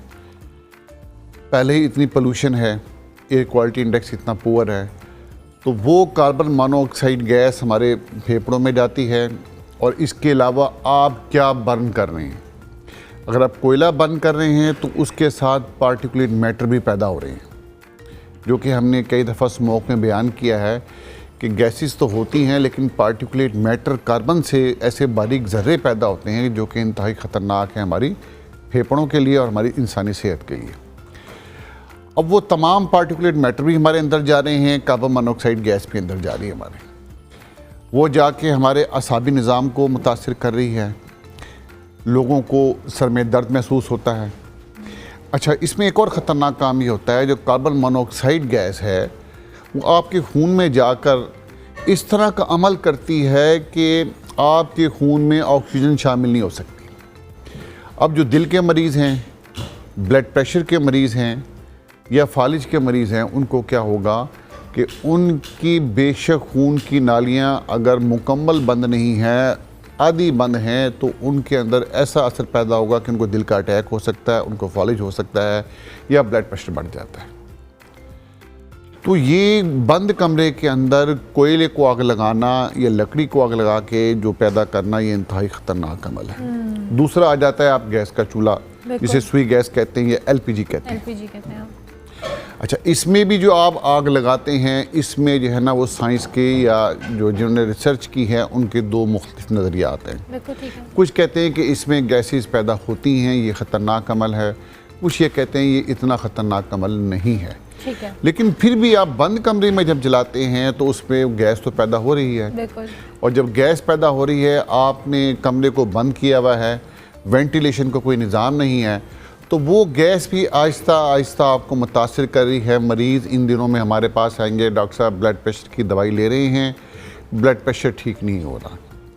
दिल का मरीज़ कहेगा कि डॉक्टर साहब मैं अपनी दवाइयाँ ले रहा हूँ लेकिन मेरी जो है ना वो आजकल तकलीफ़ बढ़ गई है। सांस के मरीज़ जो कि दमे के मरीज़ हैं या जो धुएं से सांस की नालियाँ सुकड़ जाती हैं, जिसे हम COPD कहते हैं, उसके मरीज़ हैं, जब वो मरीज़ आपके पास वो भी कंप्लेन करेंगे डॉक्टर साहब मैं तमाम दवाई आपकी हिदायत के मुताबिक इस्तेमाल कर रहा हूँ लेकिन मुझे कोई फ़र्क महसूस नहीं हो रहा, बल्कि मेरी बीमारी बढ़ती जा रही है। अब हमने क्या किया है कि वक्त के साथ साथ, एडवांसमेंट के साथ साथ हम उल्टे रास्ते पे चल पड़े। आज से 50 साल पहले, 100 साल पहले घर बनाते थे तो घर के अंदर एक चिमनी रखी जाती थी बिल्कुल। कि उस चिमनी का रास्ता ऊपर निकाला जाता था कि चलो जो भी गैसेस होंगी इस तरह वो की, बाहर निकल जाएंगे। वेंटिलेशन का एक रास्ता होता था और उससे कोई मामूली सी ठंड अंदर आती थी। अब हमने क्या किया, सेंट्रल AC घर कर दिए हैं गर्मियों के मुताबिक, और कहीं से हमने हवा के आने जाने का कोई रास्ता नहीं रखा। बिल्कुल। तो इस तरह बंद कमरों में ये सुई गैस के हीटर जलाना भी इंतहाई नुकसानदेह है। बिल्कुल ठीक है। अब उसके बाद में आ जाता है आपका इलेक्ट्रिक हीटर। इलेक्ट्रिक हीटर का इस्तेमाल किसी हद तक इतना नुकसानदेह नहीं है क्योंकि वहाँ पर शोला नहीं जल रहा, बिल्कुल सही। लेकिन वहाँ पर एक अलग मसला आ जाता है कि आपने जो घर की वायरिंग की होती है वो किसी और पंखे के लिहाज से, बल्ब के लिहाज से की होती है। बिजली का जो हीटर है वो बहुत ज़्यादा इलेक्ट्रिसिटी कंज्यूम करता है। जब आप उसमें स्विच लगा के सो जाते हैं और होता ही है कि रात को शॉर्ट सर्किट होता है, आग लगती है और पूरे कमरे में आग लग जाती है। इस तरह के वाक़यात हमें बहुत ज़्यादा सुनने को मिलते हैं। तो ये जो है हमारी सेहत पे जो है ना असरात हैं कि अगर कोई हादसा नहीं हो रहा, यानी कि आप सिर्फ जला रहे हैं और नॉर्मल प्रोसेस है, बाकी तो वो अगर गैस बीच में बंद हो गई, दोबारा आ गई और वो गैस पैदा हो गई तो वो तो आपको पता है कि इतना ख़तरनाक अमल है कि उसके अंदर जो है वो आपको, क्योंकि उस गैस की जो है ना कोई ऐसा जो है ना कार्बन मोनोऑक्साइड गैस की स्मेल नहीं होती है, और उससे जो है ना आप सोते हुए जो है ना फिर कई हमने ऐसे हादसा सुने हैं कि लोग सोते ही रह जाते हैं और उनकी मौत वाक़या हो जाती है। अनफॉर्चुनेटली डॉक्टर साहब, अब जाहिर है आपने जिसे कहा कि आपकी सेहत के ऊपर बड़े इसके वर्स्ट इम्पैक्ट है, और अगर ये खुदा ना खासा हादसा नहीं हो तो नहीं पे अगर कुछ लोग कर भी रहे हैं, जैसे समटाइम्स लोग पेशेंट्स के साथ उनको ज़रूरी होती है कि ठंड से बचाना है, इवन बच्चों को लेके हम इसके साथ एहतियाती तदाबीर क्या अख्तियार कर सकते हैं, ऑल्टरनेट्स पे जाना है तो क्या हो सकता है, और एज ए डॉक्टर आपकी क्या ऑब्जर्वेशन है कि बच्चों में, ख़वातीन में या बुज़ुर्गों में इस तरह के इशूज़ ज़्यादा ट्रिगर होते हैं? हाँ देखें, जो बच्चे होते हैं या बूढ़े लोग होते हैं उनकी जो है वो चूँकि इतनी उनके अंदर क़ुव्वत नहीं होती है, निस्बतन कमज़ोर होते हैं, सर्दी बर्दाश्त नहीं कर पाते हैं, तो उनको ज़्यादा मसला होता है। उसमें मैं ये रिक्वेस्ट करूँगा आवाम से कि वार्मर के नाम से हमारे कुछ इस तरह वेयरिंग्स आती हैं जो कि गर्म कपड़े होते हैं, गर्म बनियान होता है, लेगिन होती है, वो नीचे पहनने के होते हैं। आप ज़्यादा से ज़्यादा कोशिश करें कि गर्म कपड़े पहने कपड़ों के नीचे, क्योंकि ये हमारी गलतफहमी लोगों की कि कपड़ा हीट प्रोड्यूस नहीं करता, हीट हमारे जिस्म की होती है। बिल्कुल।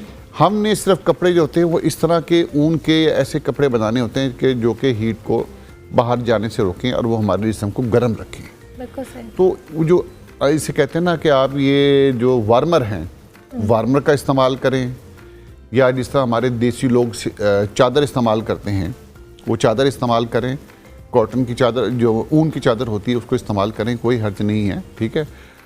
लेकिन जो है ना ये जितना भी ये अमल है ना, जलाने वाला अमल, कोयले के आग लगाना और ये जो है गैस का हीटर इस्तेमाल करना, ये बच्चों के लिए भी नुकसानदेह है, बूढ़ों के लिए भी नुकसानदेह है, ख़वातीन के लिए भी नुकसानदेह है। इसके साथ ही है कि इन दिनों में ख़ास तौर पर बच्चे भी और जो बूढ़े लोग हैं वो कोल्ड ड्रिंक्स का इस्तेमाल ना करें। कोल्ड ड्रिंक का इस्तेमाल जो है ना वो मज़ीद जो है ना वो हालात ख़राब कर देता है, बच्चों में इन्फेक्शंस बढ़ जाती हैं, बूढ़ों में भी इन्फेक्शंस बढ़ जाती हैं। उसकी जगह हेल्दी मशरूबात जिसे कहना चाहिए ना, गर्म मशरूबात जो कि हेल्दी हों। अब ये ना हो कि आप सूप बना रहे हैं तो उसमें आप जो है सूप के साथ जो है वो मुख्तलिफ़ किस्म के वो यूज़ करते हैं, उसमें लोग डालते हैं ये क्या कहते हैं उनको, कॉर्नफ्लोर, नहीं कॉर्नफ्लोर नहीं, ये वो जो उसमें टेस्ट के लिए यूज़ करते हैं ना चीज़ें, सॉसेस सॉरी, हाँ। तो वो सॉसेस जो होती है ना, वो भी बाज़ का जो है ना वो हमारे गले को नुकसान दे रही होती है। विनेगर जैसे सिरके का इस्तेमाल होता है, सिरके का इस्तेमाल होता है, तो आप वो उसमें क्या होता है कि आप जो सूप भी इस्तेमाल कर रहे हैं लेकिन एट द एंड उसका नुकसान हो रहा है। तो वो आप इस तरह के कोई भी ड्रिंक्स हैं या सूप भी इस्तेमाल कर रहे हैं, सबसे बेहतर चीज़ सूप की बजाय मैं तो कहूँगा कि वो आपकी जो है ना, जो हमारी ट्रेडिशनल थी यखनी, वो बड़ी बेहतरीन चीज़ है, उसका यखनी का इस्तेमाल करें, वो सेहत के लिए फ़ायदेमंद भी है और उसमें किसी किस्म की सॉसेस भी इस्तेमाल नहीं होती है। बिल्कुल ठीक है। Thank you very much doctor साहब, बहुत शुक्रिया आपके वक्त का कि आप तशरीफ़ लाए। डॉक्टर मिर्ज़ा अयूब बेग हमारे साथ मौजूद थे जी। सर्दियों में हम जो हीटर का इस्तेमाल कर रहे होते हैं उस पर डॉक्टर साहब बता रहे थे कि कितना ख़तरनाक होता है इन एनी वे, कि अगर आप इस्तेमाल कर रहे हैं और हादसा ना होने की सूरत में भी आपकी सेहत पर इसका कुछ अच्छे असरात नहीं है। हम ब्रेक लेते हैं, ब्रेक के बाद वापस आते हैं।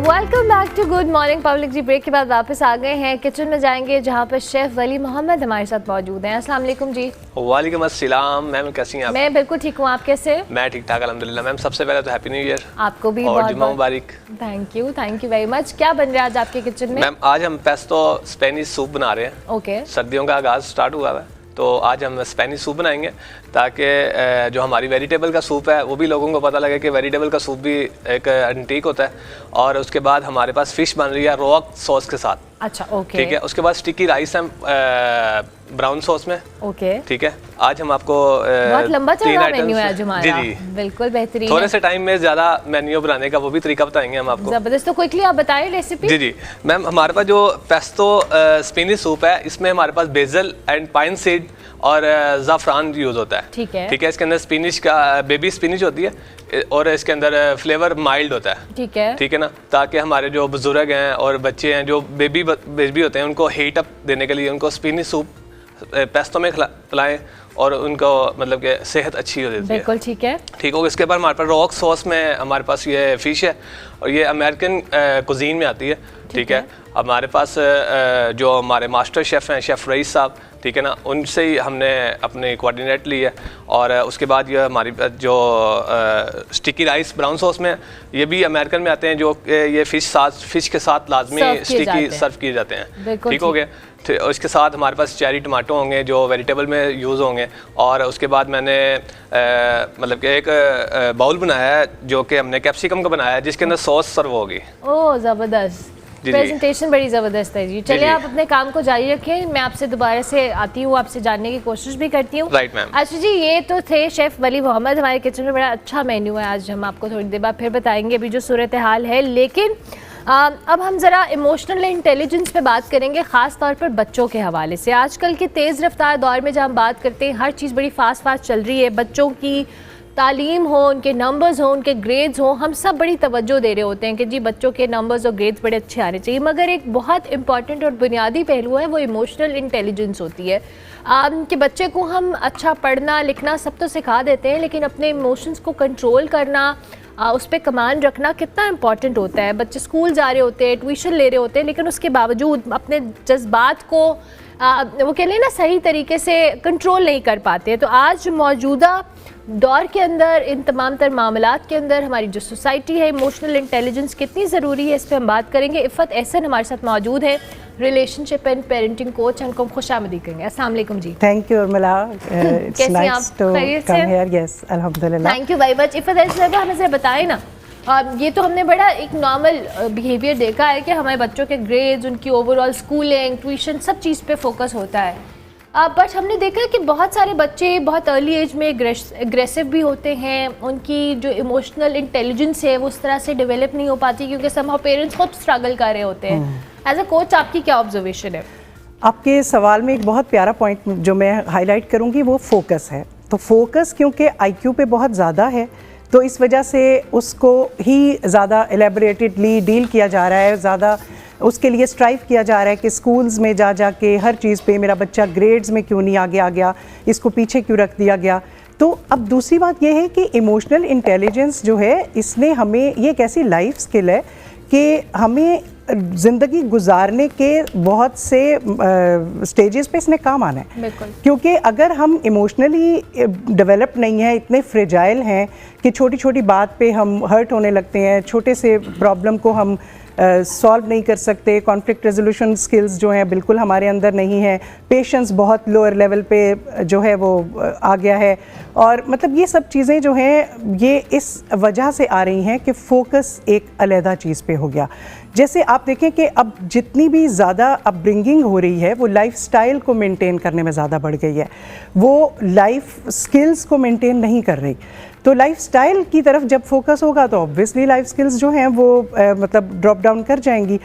तो हमारे बच्चे जो हैं वो इस वजह से बहुत ज़्यादा, जैसे अगर हम अपने ब्रेन की बात करें कि वो प्री फ्रंटल कॉर्टेक्स जिसने आपके पूरे मामलात में आपका साथ देना होता है, आपको लॉजिकली रैशनली डिसीजन मेकिंग देनी होती है, वो उसकी बजाय अपने एमिगडाला से, अपने लिम्बिक ब्रेन से चल रहे होते हैं, जो मतलब इमोशनली आप पे हावी हो जाता है, आपको एक अच्छे तरीके से परफॉर्मेंस नहीं देने देता। हाँ, ज़रूरी ज़रूर होता है लेकिन आपको सेफ रखने के लिए, लेकिन हर वक्त आप एक फ्रेजिलिटी में रहें, ये भी एक प्रॉब्लमेटिक हो जाता है। तो अब हम इसके हवाले से जो हमारा सबसे बड़ा कंसर्न ये बनता है कि पेरेंटिंग को इवॉल्व करने की ज़रूरत है। और हमारा इस वक्त मेजर काम, जैसे मैं भी एक पेरेंटिंग एंड रिलेशनशिप कोच हूँ, तो हमारा मेजर काम ही इस वक्त ये है कि हम पेरेंट्स को एजुकेट करें कि आपने फर्स्ट 7 ईयर्स तक बच्चों के साथ क्या मामलात रखने हैं, 7 to 14 ईयर्स तक क्या मामलात रखने हैं, 14 to 22 तक क्या मामलात रखने हैं, 21 तक, क्योंकि आपके पास एक अल्लाह मियाँ ने जो प्रोडक्ट दी है, उसकी अपब्रिंगिंग का जो इतना बड़ा रोल आपको मिला है, उसके लिए आपकी कोई प्लानिंग है या वो सिर्फ ऑटो पायलट पे चल रहा है, ऑटो पेरेंटिंग हो रही है। कभी मेरा मूड अप है तो मैं बहुत अच्छी मदर हूँ, कभी मेरा मूड डाउन है तो मैं बहुत ही ज़्यादा रिग्रेट और या मैं गिल्ट और शेम में खुद बैठी हूँ, फ्रस्ट्रेशन निकाल रही हूँ अपने बच्चों पे। मतलब मुझे क्यों नहीं पता कि जब मैं फ्रस्ट्रेशन में आऊँगी तो मैंने अपने कौन से मेयर्स हैं जिनको ऑप्ट करना है। बेशक मुझे अपने बच्चों को थोड़ा टाइम, थोड़ा स्पेस लेना पड़े कि मैं अभी बात नहीं कर सकती, अपने आप को रेगुलेट करना ओरिजिनली यही तो है कि हमें हेल्दीली रेगुलेट करना है अपने इमोशंस को और उनको एक्सप्रेस करना सीखना है। तो ये चीज़ जब तक पेरेंटिंग में नहीं आएगी, जब तक मदर, जब तक फादर ये चीज़ रोल मॉडल नहीं करेंगे, तो आप बच्चों से कैसे एक्सपेक्ट कर सकते हैं? हम उनके मिरर न्यूरॉन्स हैं, वो तो मिरर करेंगे आपको। वो तो जैसे ही आप जो कर रहे हैं, अब एक बंदा है वो आया, जैसे आजकल आपने देखा होगा कि एक बहुत बड़ा प्रॉब्लम चल रहा है, बच्चे मोबाइल यूज़ करें, बच्चे मोबाइल यूज़ करें, स्क्रीन एडिक्शन चल रही है। अब आते ही एक फादर है, वो घर में आते हैं और उनको पता है कि खाने के फ़ौरन बाद उन्होंने सबसे पहले टीवी ऑन करना है, स्क्रीन की तरफ जाना है, तो स्क्रीन उन्हें सूद कर रही है। बच्चा देख रहा है कि सूदिंग इम्पैक्ट है ड्यू टू स्क्रीन, तो अपनी सूदिंग के लिए भी वो वही चीज़ ऑप्ट करेगा। मतलब ये ऐसी चीज़ें हैं जो हिडन हम मैसेजेस दे रहे होते हैं, बताने से और समझाने से ये हल नहीं होंगी। अच्छा इफ़ा साहिबा, ये जो अभी आपने बात की है कि बच्चों को पेरेंट्स जो सीख रहे होते हैं या जो चीज़ें हैं उनको देख रहे होते हैं, जी जी, लेकिन हमारे स्कूल्स के अंदर भी हमने ज़्यादातर देखा है कि बच्चों का बेशक एक लिमिटेड टाइम स्कूल्स के अंदर गुजरा, बट आई बिलीव कि उनकी जो सारी ग्रूमिंग है वो उनके फ्रेंड सर्कल में हो रही है, वो जिनके साथ खेल रहे हैं, जिनके साथ क्लासरूम शेयर कर रहे हैं, फिर वो टीचर है जिसको वो समहाउ अपना रोल मॉडल भी समझ रहे होते हैं। बट अनफॉर्चुनेटली हमने वो फ्रस्ट्रेशन या वो फ्रेजिलिटी जिसका आप जिक्र कर रही थी वो स्कूल लेवल पे भी बहुत ज़्यादा देखी, और एग्रेसिव बिहेवियर स्टूडेंट्स का बहुत दफ़ा देखने को मिलता है, क्योंकि घर में वो जो चीज़ एक्सपीरियंस कर रहे हैं वो समहाउ आके स्कूल्स में पूरा कर रहे हैं। स्कूल में देखें, मैं खुद टीचर रही हूँ और 9 इयर्स मैंने टीचिंग की है, डिफरेंट स्कूल्स में की है, और ये बहुत बड़ा एक्सपीरियंस है मुझे अपनी लाइफ में, एक एडिटिव एक्सपीरियंस लगता है कि जिसकी वजह से आप बहुत ज़्यादा ग्रास रूट लेवल पे जाके बच्चों को और पेरेंट को अंडरस्टैंड कर सकते हैं। तो उसमें मैं यही कहूँगी कि स्कूल जो है ना, उसके अपने अंदर पूरी स्ट्रक्चरल चेंजेस की ज़रूरत है, क्योंकि उन्होंने कामनेस के लिए कोई प्लानिंग ही नहीं की। आप देखें कि अगर हमने एक बच्चे को बिहेवियर मॉडिफिकेशन उसकी स्टार्ट की है या कुछ भी, स्कूल आपसे वाइट बोर्ड पे वैल्यू तो लिखवा देता है डेली कि आते ही पहले लिख दें आज की वैल्यू पीस है, लेकिन आप कभी उस केओस को नोट करके देखें जो छुट्टी टाइम पे उनके बैग्स में कॉपीज़ डल रही होती हैं, किसी की डायरी रह गई होती है, किसी का कुछ रह गया होता है, वो ये चीज़ कभी भी मैनेज नहीं करेंगे कि हाफ एन आवर पहले हमारा बच्चा डीप ब्रीदिंग मोड में आ जाए, हमने उसको घर भेजना है, हम उसको ऐसी अफर्मेशंस करा दें जिससे उसको पता चले कि स्कूल ने उसका क्या थॉट डेवलप किया था। तो वो ऐसा कोई प्लान ही नहीं है उनके पास।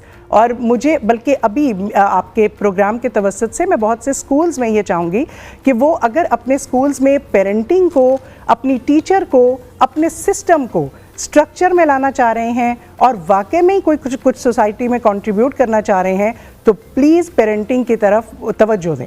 अपनी पेरेंट टीचर मीटिंग में आपका पेरेंटिंग कोच बैठा होना चाहिए, वो आपके पेरेंट को गाइड करे। आपके स्कूल्स में प्रोग्राम्स ऐसे होने चाहिए, आपकी टीचर्स को, आपके पेरेंट को, आपके सिस्टम के फ्लॉज को, कि वो बच्चों को ब्रेन वाइज कहाँ कहाँ डैमेज कर रहे हैं, किस तरह वो उसको मतलब इम्पैक्ट करते हैं, ये सब चीज़ें क्या हैं। आप यकीन करें कि अगर एक स्कूल की कोऑर्डिनेटर आके बच्चे के सामने अपनी उस टीचर की इंसल्ट कर देती है, आप बताएं वो बच्चा घर आके इतना रो रहा होता है कि मेरा दिल चाहता है वो यहाँ से निकल जाएं क्योंकि उन्होंने मेरी टीचर की आके इंसल्ट की है और हमारी टीचर इतनी अच्छी है। बच्चों की एक इमोशनल अटैचमेंट होती है, तो वो इतनी घबराई हुई, इतनी बेचारी खुद तकलीफ दे सी टीचर्स होती हैं कि वो कौन से हमारे एक स्टैंडर्ड के बच्चे अब ब्रिंग करेंगी, क्योंकि जो हेड्स हैं वो उनको फ्रस्ट्रेटेडली डील कर रही होती हैं, फिर आगे वो, और यही हमारे घरों के सिस्टम है। जितनी घबराई हुई और डरने वाली माँ आप बनाएंगे, आप एक अच्छे फादर बिल्कुल भी नहीं बन सकेंगे। आपको एक ऐसी माँ बनानी है जिसका बच्चा मतलब वो पता चले कि यार इस माँ से वो इंस्पायर हो, वो ये नहीं देखे हेल्पलेस सी है, रोती रहती है, अभी अब्बा डांटेंगे पूरा दिन का माहौल ख़राब हो जाएगा, बल्कि ऐसी माँ हो कि उसने कोई डिसीजन लिया है तो आप उसकी बैक कर रहे हो। ऐसी माँ हो कि वो मतलब अपने बच्चे के लिए कोई चीज़ करना चाह रही है तो आप कह रहे हो कि नहीं आपका राइट है। एक और चीज़ जो मैंने आपकी कॉन्वर्सेशन से इफ़ा साहिबा देखी कि नॉर्मली ऐसे होता है कि ये हमारे हाउस होल्ड्स में एक बड़ी नॉर्मल सी बात है कि अगर माँ ने किसी चीज़ से मना किया है तो बच्चा बाप के पास जाएगा तो बाप वो फौरन पूरी कर देगा, तो वो माँ की जो कही है या से है वो समहाउ वहीं पे ख़त्म हो जाती है जी। फिर अगली बार कोई भी ऐसी चीज़ होगी तो वह डायरेक्टली बाप के पास जाएगा और हर जायज़ ज़रूरत अगर उसकी बाप से पूरी हो रही है तो फिर जब पेरेंटिंग की या तरबियत की बात आती है तो माँ पे ब्लेम आता है कि तुमने सही नहीं किया। सो ये पेरेंट्स की आपस में जो अंडरस्टैंडिंग है regarding their bringing up their child, उसका जो ब्रॉटअप है वो कितना इम्पॉर्टेंट है, बिकॉज अगर एक चीज़ मदर ने किसी चीज़ पर स्टैंड लिया है तो आई बिलीव कि फादर का उसमें इक्वली सपोर्ट करना बड़ा इम्पॉर्टेंट है। मैं आपको एक मतलब एक स्टेटमेंट पास करना चाहूँगी, मतलब सिर्फ एनोलॉजी के, बस आपको एक बाप के बग़ैर अगर कोई डैमेज करने वाला फॉर एग्ज़ाम्पल बाप है या माँ है, उसके बग़ैर बच्चा ज़्यादा सेफ़ है उस रिलेशनशिप में, अगर वो उसके होते हुए वो सारा काम करना पड़ रहा है। तो बहुत बड़ा मैसेज है ये पेरेंट्स के लिए कि स्पाउस में दोनों भी जो भी ये समझता है कि मेरी वजह से घर का माहौल बहुत ख़राब होने लगता है, उसको ये स्ट्रिक्टली अपने ऊपर ये मतलब लागू कर लेना चाहिए कि नहीं, मैं और मेरा स्पाउस एक पेज पे ही बात करेंगे बच्चों से, क्योंकि अगर हम उनकी ईटिंग हैबिट्स को समझें ठीक करने का हमने सोचा है, कोई बच्चों में ओबेसिटी आ गई है, कोई प्रॉब्लम ऐसा चल रहा है, अब एक बंदा जो है वो ला के तो शाम को चॉकलेट्स दे रहा है, वो बच्चों को आइसक्रीम ऑफर्स कर रहा है, माँ सारा दिन जो है वो उनको सैलड बना के उस तरफ ला रही थी, तो वो मतलब एकदम डैमेज कर देगा, कैलोरी डैमेज हो जाएगा सारा कुछ। अगर वो दोनों एक पेज पे हुए बगैर कभी भी कोई भी काम नहीं हो सकता।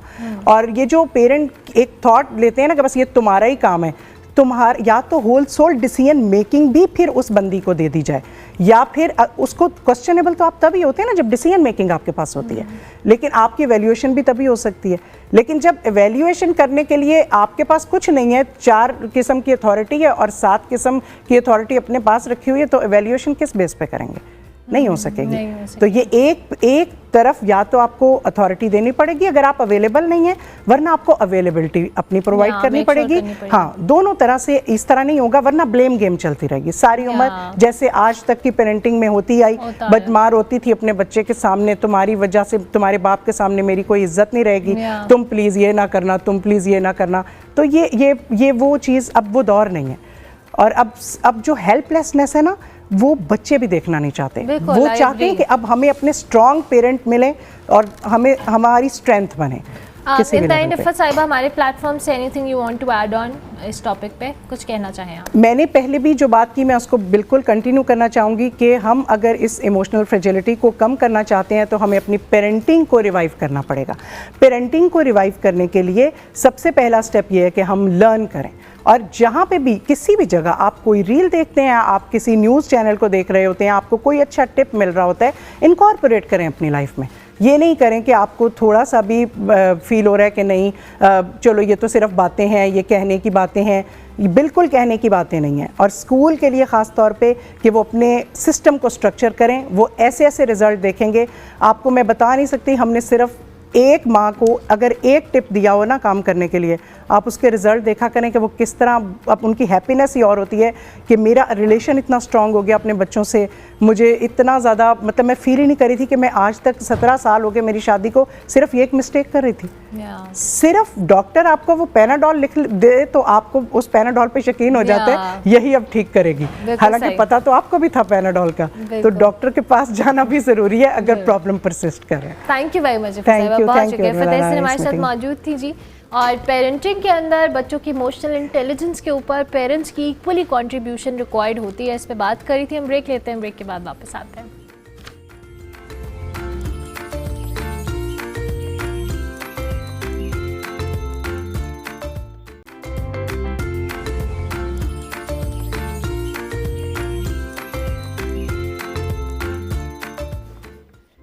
Welcome back to good morning public जी। प्रोग्राम का आखिरी हिस्सा है, हमने सोचा कि डाइट के हवाले से बात कर लीजिए। पाकिस्तानी घरों में जी जो रोटी है वो रोज़मर्रा खुराक का बुनियादी हिस्सा है, लेकिन हम में से अक्सर ये नहीं सोचते कि जो रोटी हम रोज़ खा रहे हैं वो हमारी बॉडी, हमारे जो वेदर है उसके दरमियान बैलेंस कायम रख पा रही है या नहीं। जदीद रिसर्चर्स बताती हैं कि मौसम के मुताबिक जो अनाज का इंतखाब है ना सिर्फ आपके डाइजेस्टिव सिस्टम को बेहतर करता है, बल्कि आपकी जो फिज़िकल स्ट्रेंथ है, तवानाई है, हार्मोन्स में जो बैलेंस है या आपकी इम्यूनिटी है, उस पर भी डायरेक्टली इम्पैक्ट डालता है। आज के दौर में जहाँ पर हम डायबिटीज़ की बात कर रहे हैं, स्टमक रिलेटेड इश्यूज़ हैं और फिर ओबेसिटी है, ये बहुत तेज़ी से बढ़ रहे हैं। वहीं पर ये जो रवायती अनाज जैसे हम बाजरे की रोटी कहते हैं, जौ है, ये दोबारा से लोगों का इंटरेस्ट में आ रहा है और बहुत सारी ऑर्गेनिक हेल्दी डाइट्स का ही हिस्सा है। क्या हम साइंसी बुनियादों के ऊपर जी अपनी रोटी का इंतखाब करें या सिर्फ आदत है? और अगर हम जो घरों में प्रैक्टिसेस होती आ रही हैं तो इस पे आज हम बात करेंगे। डॉक्टर समरा तारिक हमारे साथ मौजूद हैं, न्यूट्रिशनिस्ट, उनको हम खुश आमदीद कहेंगे। अस्सलाम वालेकुम, कैसी हैं आप? अल्हम्दुलिल्लाह मैं ठीक ठाक, आप कैसी हैं? बिल्कुल ठीक। डॉक्टर समरा, ये तो अब आकर हमें थोड़ा पता लगना शुरू हुआ है कि जी बाजरे की रोटी भी खा सकते हैं आप, जौ की भी खा सकते हैं, लेकिन नॉर्मली घरों में गंदम की रोटी बनती है और ये हर घर की प्रैक्टिस है। ये जो कहा जा रहा है कि जी आपको मौसम के मुताबिक चेंज करना है, ये ज़रा हमें एक्सप्लेन करें। बिल्कुल, इसमें ये है कि जैसे अनाज है वो सीजनल है, लाइक आप सर्दियों में गर्मियों में यूज़ कर सकते हैं, बट बाजरा और जौ की रोटी है वो बाजरा आप सर्दियों में प्रेफरेबली एंड जौ आप गर्मियों में कर सकते हैं। रीज़न इसमें सिर्फ फाइबर कंटेंट होता है, बाजरे में फ़ाइबर जो है वो ज़्यादा होता है, उससे आपकी बॉडी में थोड़ी हीट प्रोड्यूस होती है।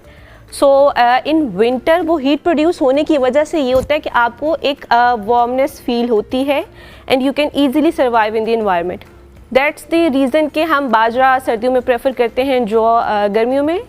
इसके अलावा जो घरों में रोटी यूज़ हो रही है, अगर वो होल व्हीट की है यानी कि उसमें चोकर शामिल है, तो आप उसको किसी भी मौसम में इस्तेमाल कर सकते हैं, वो आपकी गट हेल्थ के लिए बहुत अच्छी रहेगी। बिल्कुल ठीक है। अच्छा डॉक्टर समरा, अब हम मुझे बताएं कि क्या क्या ऐसी एहतियात है जो कि हमें अनाज या जो भी रोटी हम खा रहे हैं इसकी क्वांटिटी, इसकी मिकदार जिसको हम कहते हैं, या हम इसके कौन सा टाइम है, रात के टाइम है, दोपहर में है, मतलब नॉर्मली लोगों के घरों में जब हम रोटी खा रहे होते हैं तो हमको हिसाब किताब से तो खाते नहीं है, हमारी जो प्रैक्टिसेस है हम उस पर अमल दरामद करते हैं। अच्छा, उसमें जो स्टैंडर्ड साइज़ होता है, अगर हम बात करें कि ये सीडी साइज़ होता है, आम अल्फाज में आपके हाथ की जितनी रोटी आप इस्तेमाल कर सकते हैं, 6 से 7 इंच की रोटी एक सर्विंग बनती है। और जो प्रॉपर रिसर्च के अकॉर्डिंग गाइडलाइंस हैं उसमें आप दिन में 3 सर्विंग इस्तेमाल कर सकते हैं, यानी कि अगर 6 इंच की रोटी आप सुबह, दोपहर और शाम इस्तेमाल करें तो बिल्कुल नॉर्मल सर्विंग्स है। ठीक है। और उसमें प्रेफरेबली यही होता है कि जहाँ आप रोटी इस्तेमाल कर रहे हैं वहाँ साथ में सब्ज़ी या प्रोटीन की ऑप्शन, जिसमें गोश्त, दालें और अंडा लाजमी शामिल होना चाहिए। तो सुबह के वक्त रोटी में आप सब्ज़ी, अंडा, दालें इस्तेमाल कर लें, सेम इसी तरह रात में और दोपहर में आप इस्तेमाल कर सकते हैं। सो बैलेंस बहुत ज़रूरी है। रोटी हमारी गट हेल्थ के लिए बहुत अच्छी है, इसमें फाइबर मौजूद है और वो फाइबर आपकी जो गट में बैक्टीरिया है जिसको फूड चाहिए होती है वो रोटी से फाइबर से मिल रही होती है। सो हेल्दी बैक्टीरिया हमारी बॉडी में तभी ग्रो करेगा जब हम होल व्हीट की फाइबर रिच डाइट लेंगे। अच्छा डॉक्टर समरा, नॉर्मली यहाँ पे ये प्रैक्टिसेस होना स्टार्ट हो गई हैं कि जहाँ पर हम डाइट या ऑर्गेनिक या अपनी हेल्थ कॉन्शियस हो रहे हैं, वहीं पर बहुत सारे न्यूट्रिशनिस्ट भी कह लें या एक्सपर्ट्स ये कहते हैं जी कि आपने रोटी स्किप करनी है, चावल स्किप करने हैं, कुछ कह रहे हैं, कुछ हमने अपने आप से ज्यूम कर लिया। बिल्कुल। स्किप करना कितना हेल्दी या अनहेल्दी है ये भी एक्सप्लेन करें, और जो लोग कहते हैं जी रोटी नहीं खानी अगर आपने पतला होना है, आप चावल बिल्कुल क्विट कर दें, ये भी समहाउ ज़रूरी तो है हमारी बॉडी के लिए। बिल्कुल ऐसे है कि आपके ब्रेन को फंक्शनिंग के लिए जो एक चीज़ रिक्वायर्ड होती है वो ग्लूकोज होती है। ठीक है। और ग्लूकोज और स्टार्च जो बेहतर फॉर्म में हमें मिलती है वो रोटी और चावल से मिलती है। ठीक है। अगर आप इनको स्किप कर देते हैं टोटली अपनी डाइट से फॉर वेट लॉस, उससे क्या नतीजा होता है कि आप इस तरह की डाइट को लंबे अरसे तक नहीं लेके चला सकते। थोड़े अरसे के लिए आप करेंगे और उसके बाद क्या होगा कि आपका आहिस्ता आहिस्ता जो ब्रेन है वो थकना शुरू हो जाएगा, आपको थकावट महसूस होगी और फिर क्रेविंग्स बढ़ेंगी। बिल्कुल सही। आप जंक फूड और अनहेल्दी ऑप्शंस की तरफ बहुत ज़्यादा आपकी क्रेविंग इंक्रीज होगी और आप वो खाना स्टार्ट कर देंगे। सो इस वजह से प्रेफरेबली रोटी और चावल को पोषण कंट्रोल के साथ आप इस्तेमाल कर सकते हैं। इनके नुकसान नहीं है, ये आपकी बॉडी के लिए बहुत ज़रूरी है, आपकी शुगर को मेंटेन करने के लिए, आपकी गट हेल्थ को, इवन आपके ब्लड प्रेशर को कंट्रोल करने के लिए होल व्हीट की चपाती बहुत इंपॉर्टेंट है। बिल्कुल ठीक है। अच्छा, जो डायबिटिक पेशेंट्स हैं या जिनको हार्ट रिलेटेड इश्यूज हैं या कोई और इशू है, उनके लिए क्या रिकमेंडेशन है? उनके लिए रिकमेंडेशन है कि वो सफ़ेद आटे की रोटी का इस्तेमाल ना करें, मैदे की रोटी का इस्तेमाल ना करें, खालिस गंदम के आटे की रोटी 6 इंच की वो एक बाउल सब्ज़ी का या चिकन का भर के ले सकते हैं और साथ में वो 6 इंच की चपाती का इस्तेमाल कर सकते हैं। बाजरा बहुत अच्छा है क्योंकि उससे ज़्यादा जल्दी शुगर नहीं बढ़ती। बाजरे और जौ की रोटी का इस्तेमाल कर सकते हैं। इवन बहुत से एंडोक्रिनोलॉजिस्ट भी इस चीज़ पे बहुत एम्फसाइज़ करते हैं कि आप बाजरा और जौ की रोटी इस्तेमाल करें, उससे एकदम से शुगर में स्पाइक नहीं आएगा। सो वो ज़्यादा खा नहीं सकते क्योंकि हम उस रोटी की आदत नहीं होती, हमें यूज़ टू नहीं होते, तो हम थोड़ी ही क्वांटिटी में इस्तेमाल करेंगे। उसके साथ आप सब्जियां और फल वगैरह इस्तेमाल कर सकते हैं। बिल्कुल ठीक है। इन द एंड डॉक्टर समरा, आप कुछ कहना चाहें अपने हमारे प्लेटफॉर्म से रिगार्डिंग लाइफस्टाइल के, आपको अगर हेल्दी लाइफस्टाइल गुजारना है तो आपको किस तरह की डाइट का इंतखाब करना है और अपनी क्वांटिटी और इतदाल वाले एलिमेंट को भी बरकरार रखना है? बिल्कुल, उसमें यही ज़रूरी है कि पोषण कंट्रोल बहुत ज़रूरी है, चाहे आप सुबह में खाएं या दोपहर में खाएं, और सारे फूड ग्रुप्स यानी कि अनाज, उसके अलावा गोश्त, अंडे, दालें, फल, सब्जियां, हर तरह की चीज़ का इस्तेमाल करें। और एक चीज़ रोज़ाना ना इस्तेमाल करें कि एक ही सब्ज़ी और एक ही तरह का फल डेली, क्योंकि अल्लाह ताला ने हर फल में कोई ना कोई अफादियत रखी है। तो रोज़ाना अपनी डाइट में थोड़ी वैरायटी लेके आएँ और अपनी प्लेट को बहुत अच्छा सा अपने लिए सजाएं, और बैलेंस बहुत ज़रूरी है। ठीक है, बैलेंस के अकॉर्डिंग खाएं, इंशाल्लाह आप एक हेल्दी लाइफ गुजार सकेंगे, आप फिज़िकली हेल्दी होंगे। थैंक यू वेरी मच, बहुत शुक्रिया। डॉक्टर समरा तारिक हमारे साथ मौजूद थी जी, न्यूट्रिशनिस्ट है, हमें बता रही थी कि हमने कैसे अपनी डाइट को बैलेंस रखना है। जो रोटी का इस्तेमाल है वो कौन सी एज ग्रुप या कौन से ऐसे पेशेंट्स हैं जिनको समहाउ कोई हार्ट कंडीशन है, डायबिटीज़ है, वो किस तरह से इस्तेमाल कर सकते हैं। खाने पीने की बात हो रही है, प्रोग्राम का वक्त भी ख़त्म हो रहा है। शेफ़ वली मोहम्मद हमारे साथ मौजूद हैं, हम ज़रा फाइनल प्रेजेंटेशन देख लेते हैं। शेफ़ वली मोहम्मद, ज़रा ये आप हमें रेसिपी भी बता दें क्विकली और इसकी फाइनल प्रेजेंटेशन भी दिखा दें। जी मैम, ये मैंने आपको बताया था कि ये हमारे पास रॉक सॉस बना रहे हैं हम, साथ में हमारे पास जो अमेरिकन फ़िश है, साथ में हमने स्टिकी राइस बनाए हैं। ठीक है, ठीक है, और उस पर उसके बाद हमने ज़बरदस्त presentation, basil pesto spinach pasta बनाया जिसमें ज़ाफ़रान की प्रेजेंटेशन कर रहे हैं। ओके, ये पास्ता मैं ज़रूर ट्राई करूँगी, इसकी शक्ल कितनी अच्छी लग रही है, ज़बरदस्त। उसके बाद इसके अंदर ऑलिव ऑयल जाएगा। ओके, बेहतरीन, ठीक हो गया। ये हमारे पास ये अमेरिकन की कुजीन के अंदर से हमने एक फ़िश की डिश ढूंढकर मैंने आपको प्रेजेंट की है। क्या बात है। ताकि हमारे पास जो सर्दियों की सुगात, हमारे पास पेस्टो स्पेनिश सूप है। बिल्कुल ठीक है, ज़ाफ़रान के अंदर, ठीक है, पाइन सीड के अंदर, तो मैंने आपको प्रेजेंट किया, तो आप चेक करिएगा। मैं ज़रूर ट्राई करूँगी। Thank you very much chef Wali Mohammad, बहुत शुक्रिया कि आप तशरीफ़ लाए और इतनी अच्छी और इतनी खुश शक्ल डिश आपने हमारे साथ शेयर किया। शेफ़ वली मोहम्मद हमारे साथ मौजूद थे जी। प्रोग्राम का वक्त ख़त्म हो रहा है, इंशाल्लाह मेरी आपसे मुलाकात होगी अब कल, लेकिन जाते जाते हम आपको कराची लिए चलेंगे, जहाँ पे साल 2026 के लिए कराची की तरक्की का प्लान बनाया गया है। कौन कौन से बड़े मंसूबे हैं जो कि स्टार्ट होंगे, कौन से कंप्लीट होंगे, क्योंकि कराची में ऑलरेडी कंप्लीट होने वाले बहुत सारे ऐसे मंसूबे मौजूद हैं। बैरिस्टर मुर्तज़ा वहाब ने पब्लिक न्यूज़ से खुसूसी तौर पे बात की है। हमारे जो कॉरेस्पॉन्डेंट हैं मोहम्मद कामरान, उनसे हम जानेंगे। मैं आपसे मिलूंगी मंडे को, तब तक के लिए अल्लाह हाफ़िज़। इस वक्त हम मेयर कराची बैरिस्टर मुर्तज़ा वहाब के हमरा मौजूद हैं और इस मौके से फ़ायदा उठाते हुए इनसे सवाल करते हैं कि कराची की बेहतरी के लिए, कराची की तामीर और तरक्की के लिए इस नए साल में क्या प्लान तरतीब दिया जा रहा है, कौन से वो बड़े अहम प्रोजेक्ट्स हैं जिन पे काम होगा और कराची वालों के लिए बहुत बड़ा जो रिलीफ है वो समझते हैं वो मिलने जा रहा है। देखिए, इस साल बहुत सारे हमारे तरक्याती मंसूबे स्टार्ट तो होंगे, लेकिन जो माजी में स्टार्ट हुए थे वो कंप्लीशन की तरफ जाएंगे। जिस मकाम पर हम मौजूद हैं, ये कोरंगी कॉजवे ब्रिज है। हर साल बारिशों में, मानसून सीज़न में ये रोड कट ऑफ हो जाती थी जो कोरंगी कॉजवे है, और जो लोग कोरंगी की तरफ जाते हैं, जो इब्राहिम हैदरी की तरफ जाते हैं, या इस तरफ से ईस्ट की तरफ या साउथ की तरफ जाते हैं, उनको दिक्कत होती थी। तो अब ये ब्रिज बनने के बाद जो है एक बहुत बड़ा मसला हल हो जाएगा। आपको मेरे पीछे नज़र आ रहा है कि ब्रिज जो है तामीर हो चुका है, फ़ाइनल स्टेजेस में है, और हम इंशाअल्लाह टारगेट हमारा ये है कि जनवरी के एंड तक इस ब्रिज को मुकम्मल करके पब्लिक के लिए खोल दिया जाए। स्ट्रक्चर तैयार है और मैं अभी इंशाअल्लाह गाड़ी चलाऊँगा इसके ऊपर ताकि ये चीज़ लोगों को नज़र आ सके। इसी तरीके बहुत सारे और जो हमारे डेवलपमेंट के मंसूबे थे वो तकमील की तरफ जा रहे हैं। तो जैसा कि हम सब ने कहा है कि इस साल ये तरक्याती कामों का साल है, वो काम आपको होता हुआ भी नज़र आएगा और मोर इम्पॉर्टेंटली ख़त्म होता हुआ नज़र आएगा इंशाअल्लाह, ताकि शहर कराची की आवाम की हम खिदमत कर सकें। अच्छा, शाहरा भुट्टो है, करीमाबाद अंडरपास है, और उसके अलावा जो रेड लाइन मंसूबा है, इसके ऊपर आप देख रहे होंगे सोशल मीडिया में बहुत ज़्यादा बात होती है, तो इनके हवाले से क्या खुशखबरी? नहीं, आपका कैमरा दिखा सकता है। शाहरा भुट्टो में तो कोई इशू नहीं है, तेज़ी से काम हो रहा है, तारीख़ी प्रोजेक्ट है, और टारगेट हमारा ये है कि इंशाल्लाह मार्च तक उस प्रोजेक्ट को हम मुकम्मल कर दें कम्प्लीटली। उसमें एक और कोशिश हम ये कर रहे हैं कि मार्च से पहले एक सॉफ्ट ओपनिंग उसकी कर दी जाए, लेकिन काम उसके ऊपर तेज़ी के साथ चल रहा है। और आपको नज़र आएगा कि क़ायदाबाद के आगे जो सारा पोर्शन है काठोर तक, उस तमाम पोर्शन के ऊपर बड़ी तेज़ी के साथ काम चल रहा है। जो करीमाबाद अंडरपास है उसके अंदर जो करंट सिचुएशन है वो ये है कि 5 से 6 जनवरी 7 जनवरी तक जो के इलेक्ट्रिक की यूटिलिटीज़ की शिफ्टिंग का काम है वो काम मुकम्मल हो जाएगा।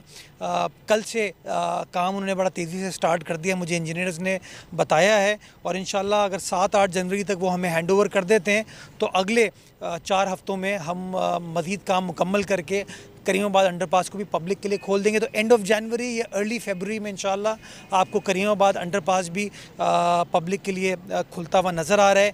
जो रेड लाइन का मंसूबा था उसमें ताख़ीर हुई, उसमें बड़ी सारी दिक्कतें थी, लेकिन फाइनली जो उसके इशूज़ थे वो रिज़ॉल्व अब हो गए हैं। कॉन्ट्रैक्टर को लास्ट वीक पेमेंट भी कर दी गई है, तो अब हम पुरुमीद हैं कि इंशाल्लाह वो काम तेज़ी के साथ होगा। और हमने एक प्लान बनाया है कि बिटवीन मार्च एंड जुलाई उसके जो इंफ्रास्ट्रक्चर के इश्यूज़ थे वो तमाम के तमाम होपफुली बाय जुलाई एंड उसको हम मुकम्मल करने में कामयाब हो पाएंगे। मार्च में कुछ चीज़ें तकमील हो जाएंगी, कुछ अप्रैल, कुछ मई, कुछ जून, और जुलाई तक उसका जो कॉरिडोर है, जो स्ट्रक्चरल वर्क है, उसको इंशाल्लाह हम कंप्लीट कर देंगे, और उसी चीज़ के ऊपर हम जिद्दोजहद कर रहे हैं इस वक्त। तो मैं तो ये समझता हूँ इत्तेहाद की बात करनी चाहिए, शहर की बात करनी चाहिए। ये शहर चलता है तो मुल्क चलता है, ये शहर चलता है तो पाकिस्तान तरक्की करता है। तो शहर की खातिर मैं समझता हूँ हमें अपनी सियासी टोपी को उतार के जो शहर की टोपी उसको पहनने की ज़रूरत है। शहर की आवाम का सोचने की ज़रूरत है, और पीपल्स पार्टी काम करी। अगर सारी सियासी जमातें हमारी मदद करेंगी, हमारा साथ देंगी, तो और ज़्यादा बेहतरी के साथ और ज़्यादा यकसोई के साथ, तेज़ी के साथ काम हो पाएगा इंशाअल्लाह। बहुत शुक्रिया मेयर कराची बैरिस्टर मुर्तज़ा वहाब, मुस्बित सोच के साथ पुरज़म है, पुरुमीद हैं, और इस वक्त भी हम कोरंगी कॉजवे के मकाम पे मौजूद हैं, जहाँ पे इस नए साल में अगर हम देख रहे हैं कि मेयर कराची बैरिस्टर मुर्तज़ा वहाब जो है वो तरक्याती कामों की जो निगरानी है वो करते हुए हमें नज़र आ रहे हैं। और कराची वालों के लिए ये खुशखबरी सुनाई है कि बेशतर जो बड़े जो प्रोजेक्ट्स हैं वो मुकम्मल हो रहे हैं, और मज़ीद भी जो इस नए साल में प्रोजेक्ट का जो है वो आगाज़ किया जा रहा है। जी।